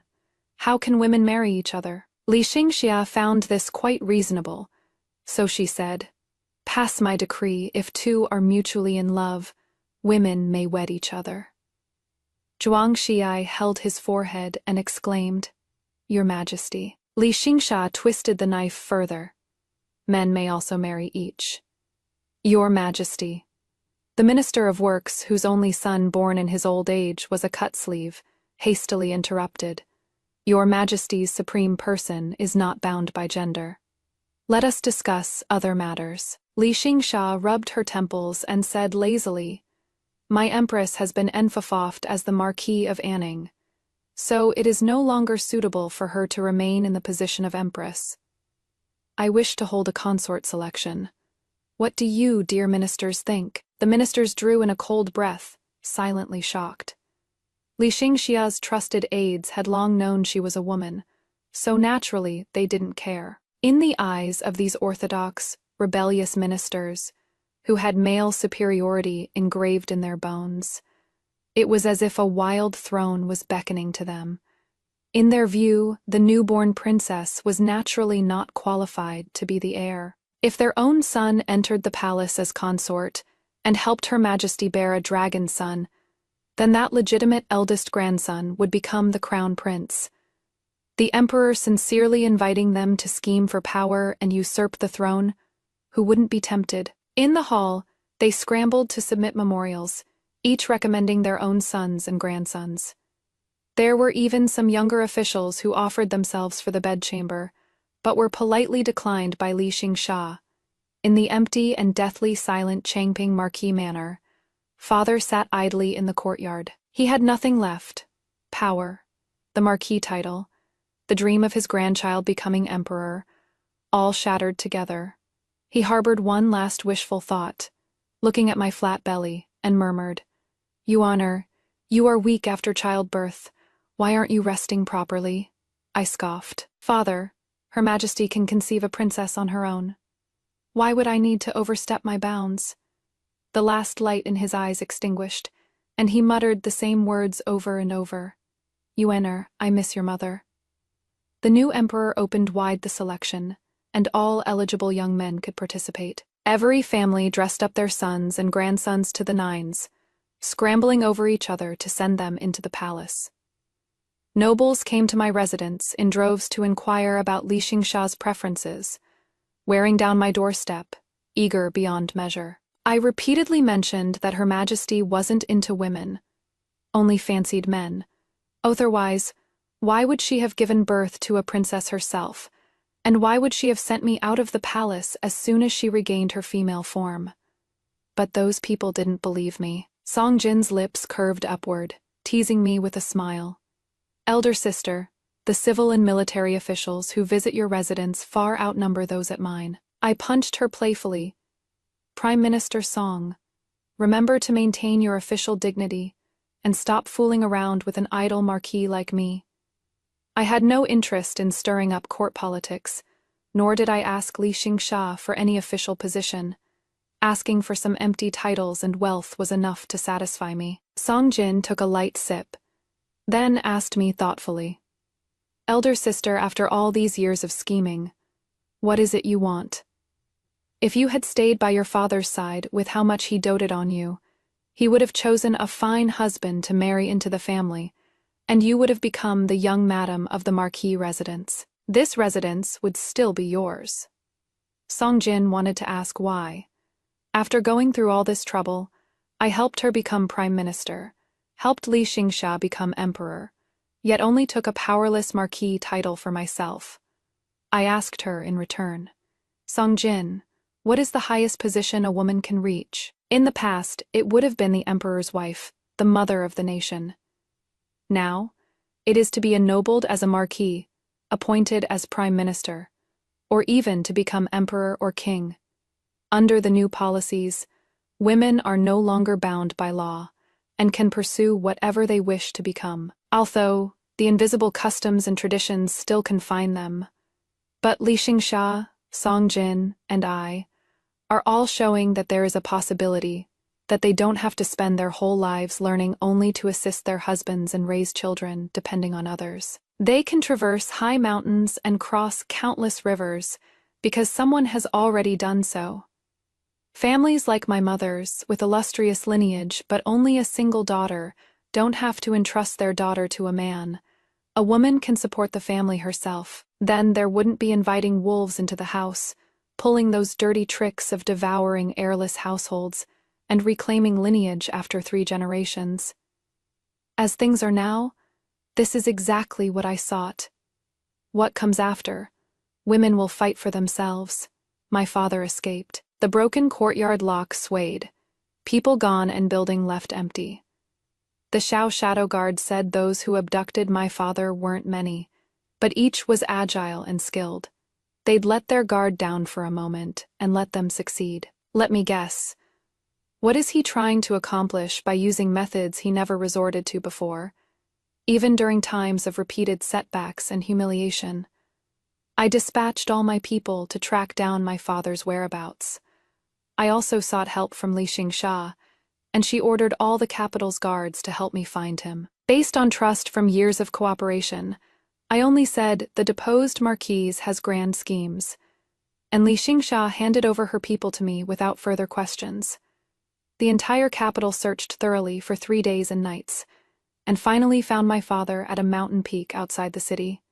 From here, one could overlook the entire city. A crude ritual altar enshrined the emperor of Fengdu, cinnabar drawn into a massive Taiji Bagua diagram, several death warriors surrounding it. At the cliff's edge, an old Taoist priest stood beside my father. In the very center of the Bagua diagram was a young child.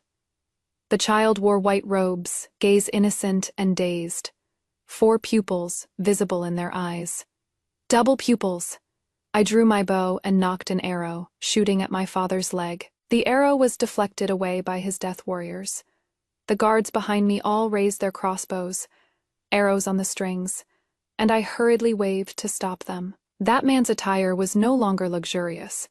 His figure had grown thinner by a few degrees, and in his eyes there was neither desolation nor sorrow, only resolve. I walked forward slowly. Father waved back the assassins who were ready to draw their swords and watched me quietly. "Father, you had them perform the ritual here. Do you know who the sacrifices are?"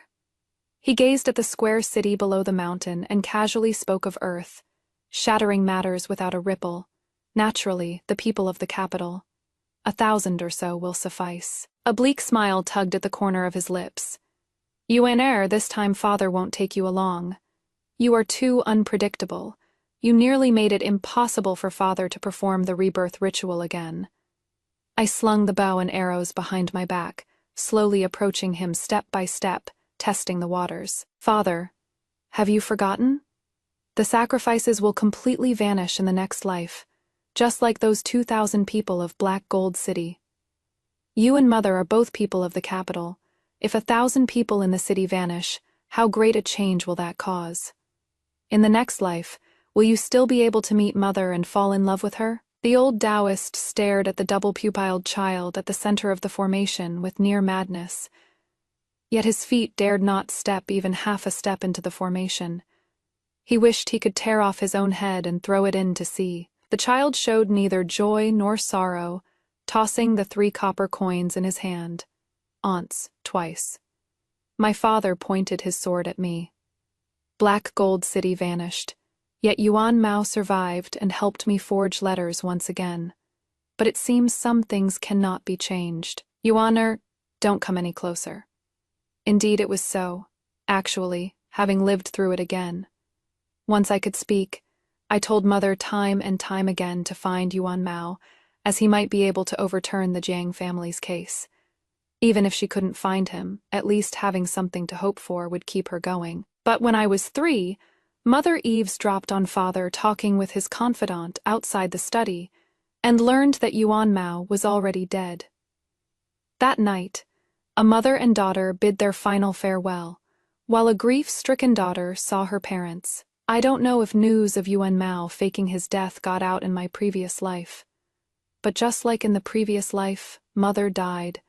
Father obtained the double-pupiled child again, and wanted to undergo rebirth. If Mother were alive, Father wouldn't have gone through all that trouble to cast the rebirth spell, and the thread of causality would have snapped. So, from the moment I returned through rebirth, I was destined to be unable to save Mother. The double-pupiled child tossed the copper coins a few more times. Father's eyes were filled with hope, stubbornness, and determination. No matter how many times I start over, the main events won't change. I will marry a Yi again, and then have you. I choked out in grief. But Mother will also hang herself again, leave us again. He was only moved for a moment before resolve covered his eyes again. Yuaner, do you know? From when I returned victorious and asked for your mother's hand, until we married and had you, that was the happiest time of my life. Father just wants to live through those days one more time. Even if it means turning against his beloved and his own flesh and blood, He won't hesitate. The double-pupiled child called out in a childish voice. Father, the auspicious hour has arrived. Father, isn't Liu Shan dead? My father replied to him. Tonger, don't forget the promise you made with your father. Chang Tongzi gave a slight bow.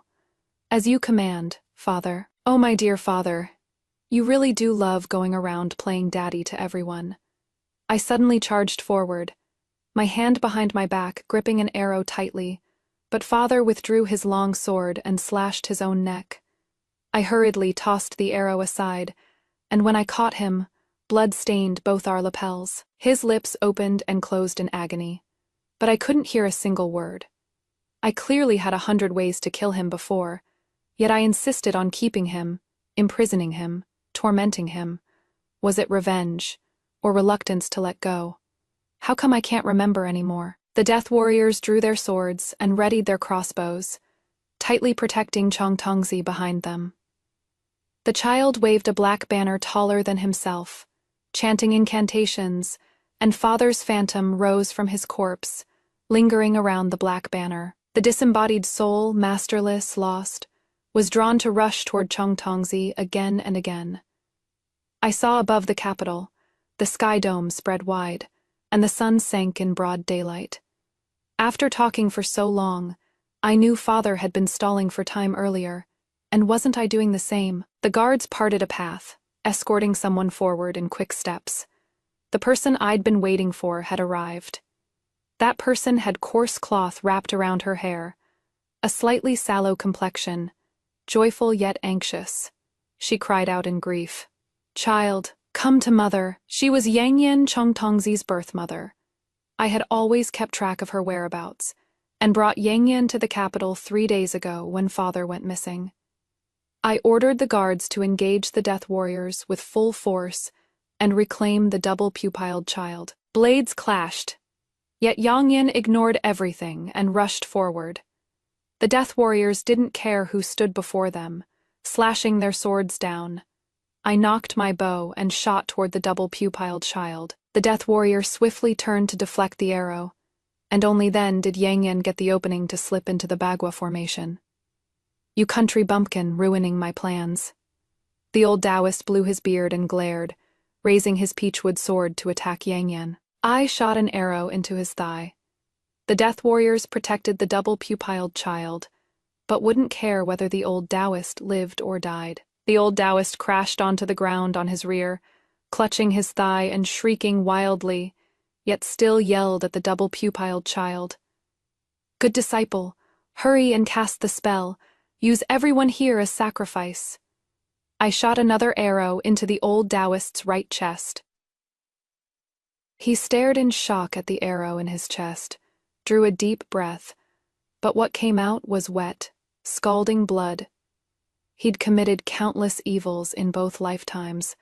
I wouldn't care whether he lived or died. Under the guard's cover, Yangyan desperately charged to the center of the formation, tightly embracing the child, soothing him, calling to him. Child, mother is here. Mother has finally found you. The child froze for a moment, murmuring blankly, Mother, what is a mother? I only have father. Father said, as long as I do as he says, he'll give me everything he has. Yangyan gently stroked the back of the child's neck, her face full of heartache. Mother means, even if you do nothing, mother will give you everything. The black banner swayed for a few moments, slowly toppled sideways, kicking up a cloud of yellow dust as it hit the ground. Chang Tongzi tilted his head, leaned close to Yangyan, and his expression relaxed. Few death soldiers remained. Our people won. Father's soul rose faintly from the banner, drifting toward Chang Tongzi, but the moment it touched Yangyan's body, it was repelled. He looked at the embracing mother and son, lost and confused. He gradually became transparent. He floated toward me, reaching out as if to embrace, then vanished completely. Father's body was buried on the mountain where he died. I couldn't bear to leave his corpse exposed in the wilderness, but I didn't want to fulfill his wish of being buried with mother either. Yangyan took Chang Tongzi kowtowing thrice with every step, and joined Mao Shan's sect, letting her son become a righteous Taoist priest. I heard that child had exceptional talent, and the sect leader who had been in seclusion for years came out personally to take him as a disciple. I started running the courtyard again, picking up people everywhere. This time, picking up women.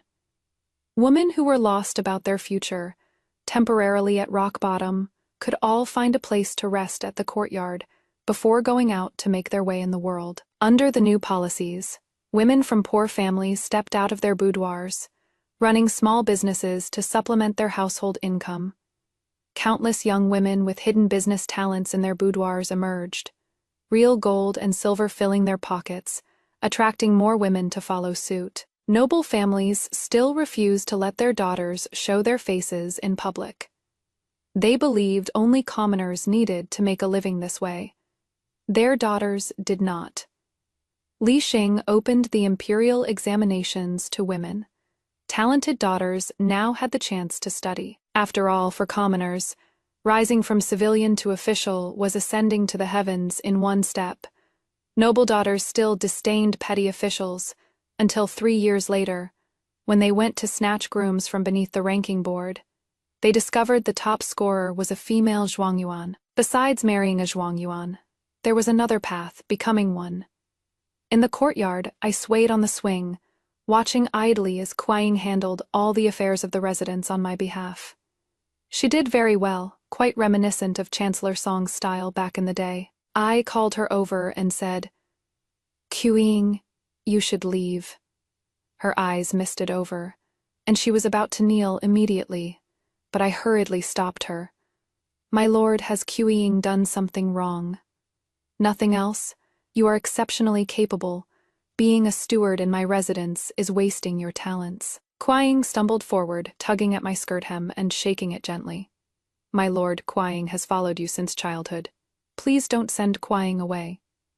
I pulled my skirt hem from her hands and helped her stand. "Kuai-Ying, look at this realm, emperor, marquis, chancellor, officials, military, merchants. There are women everywhere. This is the new world that Her Majesty, Chancellor Song, and I built together. If you truly wish to follow me, you should go become one of them, become a part of this new world." The shackles in Kuai-Ying's eyes melted away, her gaze blazing bright, reborn anew. Such a change occurred in every woman's heart, spreading throughout all under heaven. Side story. Liu Shan, for as long as Liu Shan could remember, there was only a scruffy Taoist priest by his side. The priest had Liu Shan call him master, and taught him many arts and techniques. Carving out human hearts to form golden cores, doing filthy deeds for the powerful, he was a natural, as if born for it. Liu Shan had newly obtained a secret formula, said to be able to refine a drug called Qing. But what was Qing? Liu Shan did not know. For the first time, the extraordinarily gifted him failed again and again, tried again and again, only to fail once more. Familial love, romantic love, friendship. He had none of them. Liu Shan was vexed. The old Taoist priest blasted the riverbed, flipped out a roasted fish and handed it to him. Grinning, my obedient disciple, a heaven-blessed prodigy, rarely faces setbacks. Don't be anxious. Want some roasted fish? 3 days later, Liu Shan refined Qing. His 4 eyes lit up, and he called out with immense excitement, "Master, look, I did it." On the ground, the old Taoist priest bled from all 7 orifices, eyes wide open in death. Liu Shan had used the old Taoist priest as a sacrifice to refine Qing. But what kind of Qing the old Taoist priest meant to him, Liu Shan still did not know. Liu Shan remained vexed. He walked out of the mountain cave alone, wandering aimlessly into an unfamiliar village called Liu Family Village. At the village entrance, he encountered a sobbing woman, her grief so profound it was deeply moving. He asked her, "Why do you weep?" The woman spoke softly. Her name was Yang Yan, married off to a butcher in the neighboring village by her parents' orders. Not even half a month into the marriage, the butcher had squandered her entire dowry on drinking and whoring, and would either beat or curse her. Liu Shan's face beneath the bamboo hat was fierce. If you kill him, won't he be unable to beat you anymore? Yang Yan said sorrowfully. What would a bachelor like you understand? When a woman marries, she hopes for mutual affection, to support each other through thick and thin. Otherwise, on such a long road ahead, what is there to live for? Liu Shan was puzzled, but gave the freshly refined love to Yang Yan. Eat this, and you'll find someone who truly loves you, who'll cherish and adore you. Yang Yan took the round ball that looked like a hawthorn pill, smiling through her tears. Thank you for your kind comfort. That butcher doesn't deserve my love. If someone truly gives their love to me, let it be in the next life. Yang Yan swallowed the love, sweet and sour, just like a hawthorn pill. Liu Shan left Liu family village wandering everywhere, acting even more recklessly. He drew the court's attention and was cornered by Marquis Changping. Marquis Changping dismissed his men and said, as long as he helped him with one thing, he would let him go. Liu Shan agreed. Marquis Changping brought him to Black Gold City. On a sand dune, inside an exquisite coffin, lay a beautiful young girl, a sword through the heart, long dead. Marquis Changping asked him to perform the rebirth technique, to send himself and the girl in the coffin back to the past. This technique was against heaven and reason. Disregarding humanity, it suited Liu Shan's intentions perfectly, so he agreed without hesitation. When the souls of the middle-aged man and the young girl emerged, and Haijin City was soaked in blood, Liu Shan suddenly felt everything was meaningless. Since childhood, everyone feared and loathed his double pupils, except for his master. There was no master anymore. As the technique was about to complete, and the heavens were about to close, Liu Shan gouged out his own eyes and threw them into the sacrificial altar. He sacrificed his own eyes. Who knows what kind of life the next world would bring. Extra chapter. Li Xing Part 2. Her crown prince father doted on her. Her mother spoiled her. Her twin elder brother yielded to her.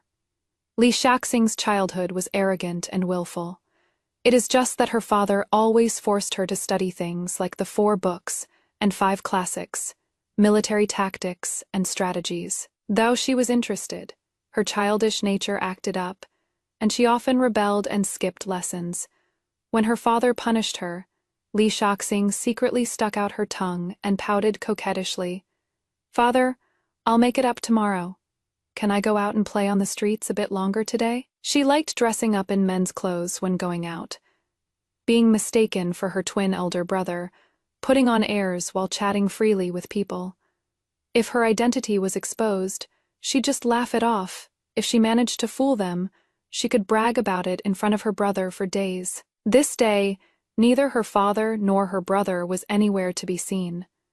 Her father's close friend, Master Wang, brought her brother's ceremonial robe, the very one she had coveted for a long time.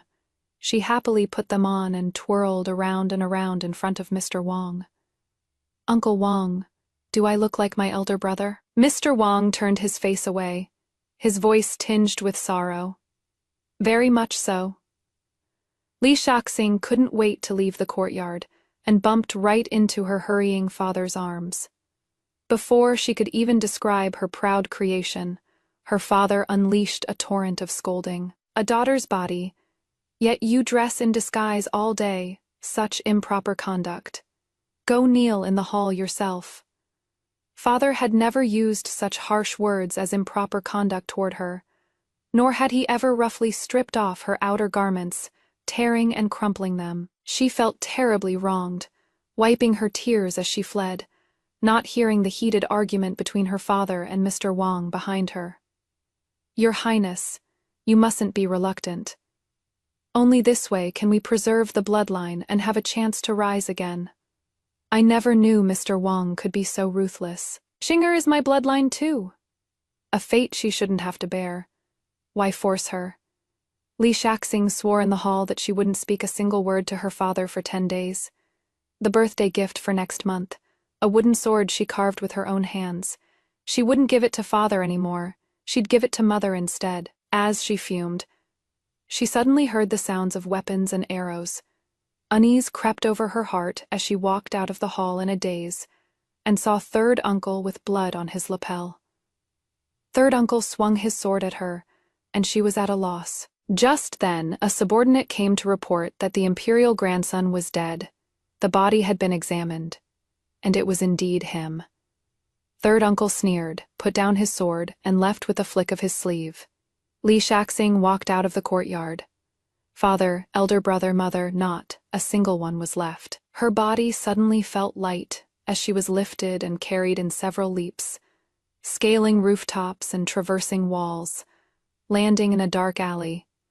Grief surged forth, but a pair of large hands covered her mouth and nose. It was Mr. Wang. If you want the Crown Prince's last bloodline to end as well, then go ahead and wail. Li Shaxing bit her lips tightly, tears falling silently. Mr. Wang took her fleeing into the great desert. Here were her father's trusted confidants, all gloomy and dispirited, completely devoid of vitality. Whenever they looked at her, hope and disappointment merged into one. Hope because she was the Crown Prince's bloodline. Disappointment for what? Mr. Wang spoke bluntly. If the one who survived were the imperial grandson, we might still have a chance to stake our lives on one more fight. Li Shaxing didn't understand. She and her brother looked exactly alike, and she was no less capable in strategy and discourse. Mr. Wang, am I not good enough? To avenge father, brother, and mother, to cut down the enemy's head beneath my sword. I not capable? Mr. Wang sighed and shook his head. How can a woman's body accomplish great endeavors? Li Shaxing threw herself fiercely into her studies, learning everything 100, 1,000 times over. Whether she liked it or not, her father's confidants lamented the state of the world, only mustering half their spirit when teaching her. She learned to dig canals and divert water, channeling the Black River into the desert, securing a patch of fertile land to grow rice. In the first year of the rice harvest, the master who taught her water management stroked his beard and sighed. The student surpasses the teacher, yet alas, having only provisions, serves no purpose. She traversed the entire desert wilderness, committing every grassland to memory, and bought breeding horses to raise a herd. The groom who tended her horses sighed. Fine steeds matched with us old, weak, sick, and crippled. What a pity. She wandered far and wide, gathering herders driven to desperation by the barbarian tribes and homeless disaster victims, giving them food and teaching them the art of warfare. She had an army now. Leading her fledgling army, she encountered the barbarian elite cavalry on her very first engagement. Li Shaxing ordered a handful of men to drag tree branches while racing across the desert. From afar, it looked like an army of tens of thousands. The barbarians were terrified and fled in panic. After several such deceptions, the barbarians finally saw through the ruse, flew into a rage, and came sweeping back. When the two armies faced off, the barbarians realized with alarm that they had been lured by the mirage of a great army ever farther from water sources. Li Shaxing had long since ordered her men to store water. The barbarians, desperate for water and showing exhaustion, still attacked fiercely, seeking a quick victory. Li Shaxing mounted her horse and personally led her army into battle. At the height of the battle, a sudden stabbing pain struck her lower abdomen, faintly staining the horse's back red. Head spinning, drenched in sweat, on the verge of losing consciousness, she used leather straps to secure her legs and waist to the horse's back. An extremely risky move. If she fainted, she would become a living target on the battlefield. But this way, even if she died, the horse would still carry her across the battlefield, temporarily steadying the troops' morale. Fortunately, a narrow victory. Her subordinates hurriedly untied the tightly wound leather straps for her. She held on with her last shred of strength until Mr. Wang arrived. Mr., after fighting on horseback for so long, despite enduring the jolting, there is a stabbing pain in my lower abdomen. My body is weak. When she woke, Mr. Wang had found an old woman to care for her and teach her how to handle menstruation. Mr. Wang said she had grown up. Mr. Wang also changed his address, calling her young master. A woman's body cannot achieve great ambitions. Why is that? While Li Xiaxing was unconscious, Mr. Wang pondered throughout the night. Lack of talent is virtue. Inaction is action. But these are words of worldly indoctrination. The true difference between women and men is the monthly menstruation and the burden of 10 months pregnancy that shackle women. Yet their young master, even experiencing her first period, still crushed the enemy, something even men would struggle to do. The resolve to sacrifice her life for the army, all for a single victory, is even rarer, one in 10,000. The young master brought new hope. Under the young master's leadership, their forces grew ever more powerful. This bred complacency and recklessness. A subordinate general let slip while drunk, leaking military secrets to a visiting capital official. That night, the nascent cause suffered devastating losses. Master Wang stood before the army with his great blade, his expression fierce, personally beheading the general who had leaked secrets. He listed out the wrongdoings, his own. The first was that after Crown Prince Rang was deposed, before he was assassinated by Prince Chang, he had lured the young master into wearing the imperial grandson's clothes, hoping he would die in his stead. This act was the utmost disloyalty, and Master Wang took his own life before the army. Li Xiaxing couldn't stop him in time, only catching his dying words. Young master is gifted with brilliance, and has received all I've learned in my lifetime. This subordinate has nothing left to teach the young master. Today is the last time. This is also the last thing this subordinate can do to help the young master. Young master, don't cry. After Master Wang's death, everyone was grief-stricken and shaken, confessing their own sins one after another. After that night, military discipline became strict. Years later, the army had taken proper shape, but their influence in the capital was weak, and the situation unclear. Li Xiaxing heard that a noble woman from the capital had fled to the desert, leading nomads to fight back against the northern Yi. The daughter of the Marquis of Changping, Song Liyuan. She was both the granddaughter of his father's mentor and Li Xiaxing's cousin, yet also the daughter of a political enemy. Li Xiaxing couldn't figure out where she stood, and had secretly observed her for a long time. He saw her surrounded at the frontier, fiercely drawing her bow to shoot enemies, not forgetting to hurl curses as she did. You hypocrites, who gained your power through exploitation, all you know is bullying women. You despicable scoundrels who bully the weak and invade our land, eat an arrow from your granny. When I rise again, I'll slaughter you all till you weep. Li Xiaxing let out a pfft of laughter, exposing herself. Song Liyuan shouted at her, "Help me escape, and I'll repay you 100-fold.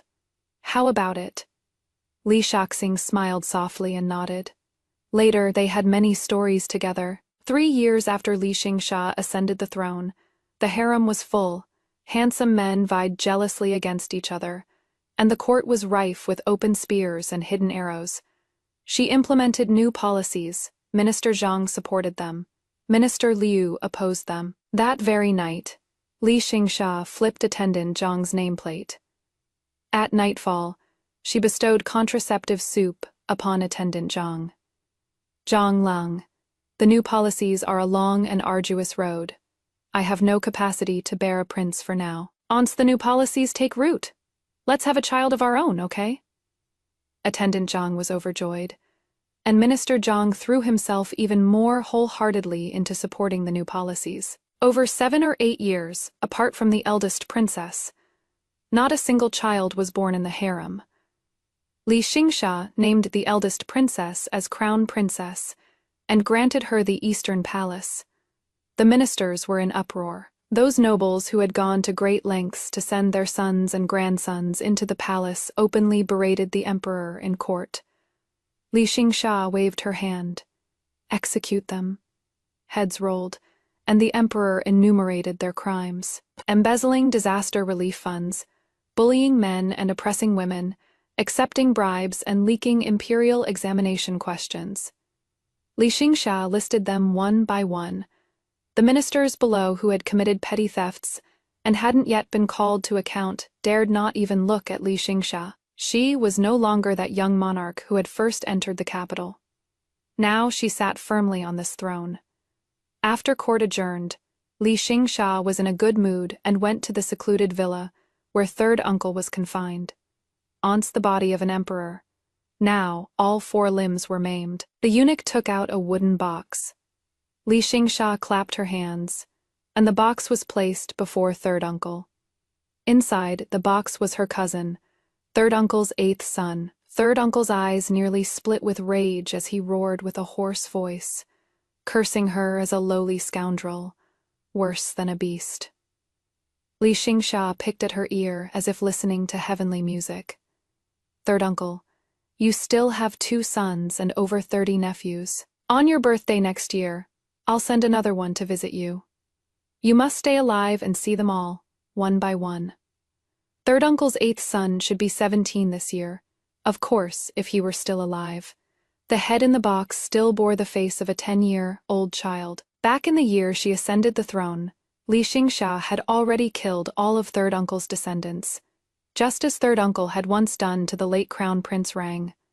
Li Xingsha kept them frozen in an ice cellar, bringing one each year to celebrate third uncle's birthday. A man by the roadside, should you pick him up or not? This question shouldn't even be asked. How can your success depend on a man?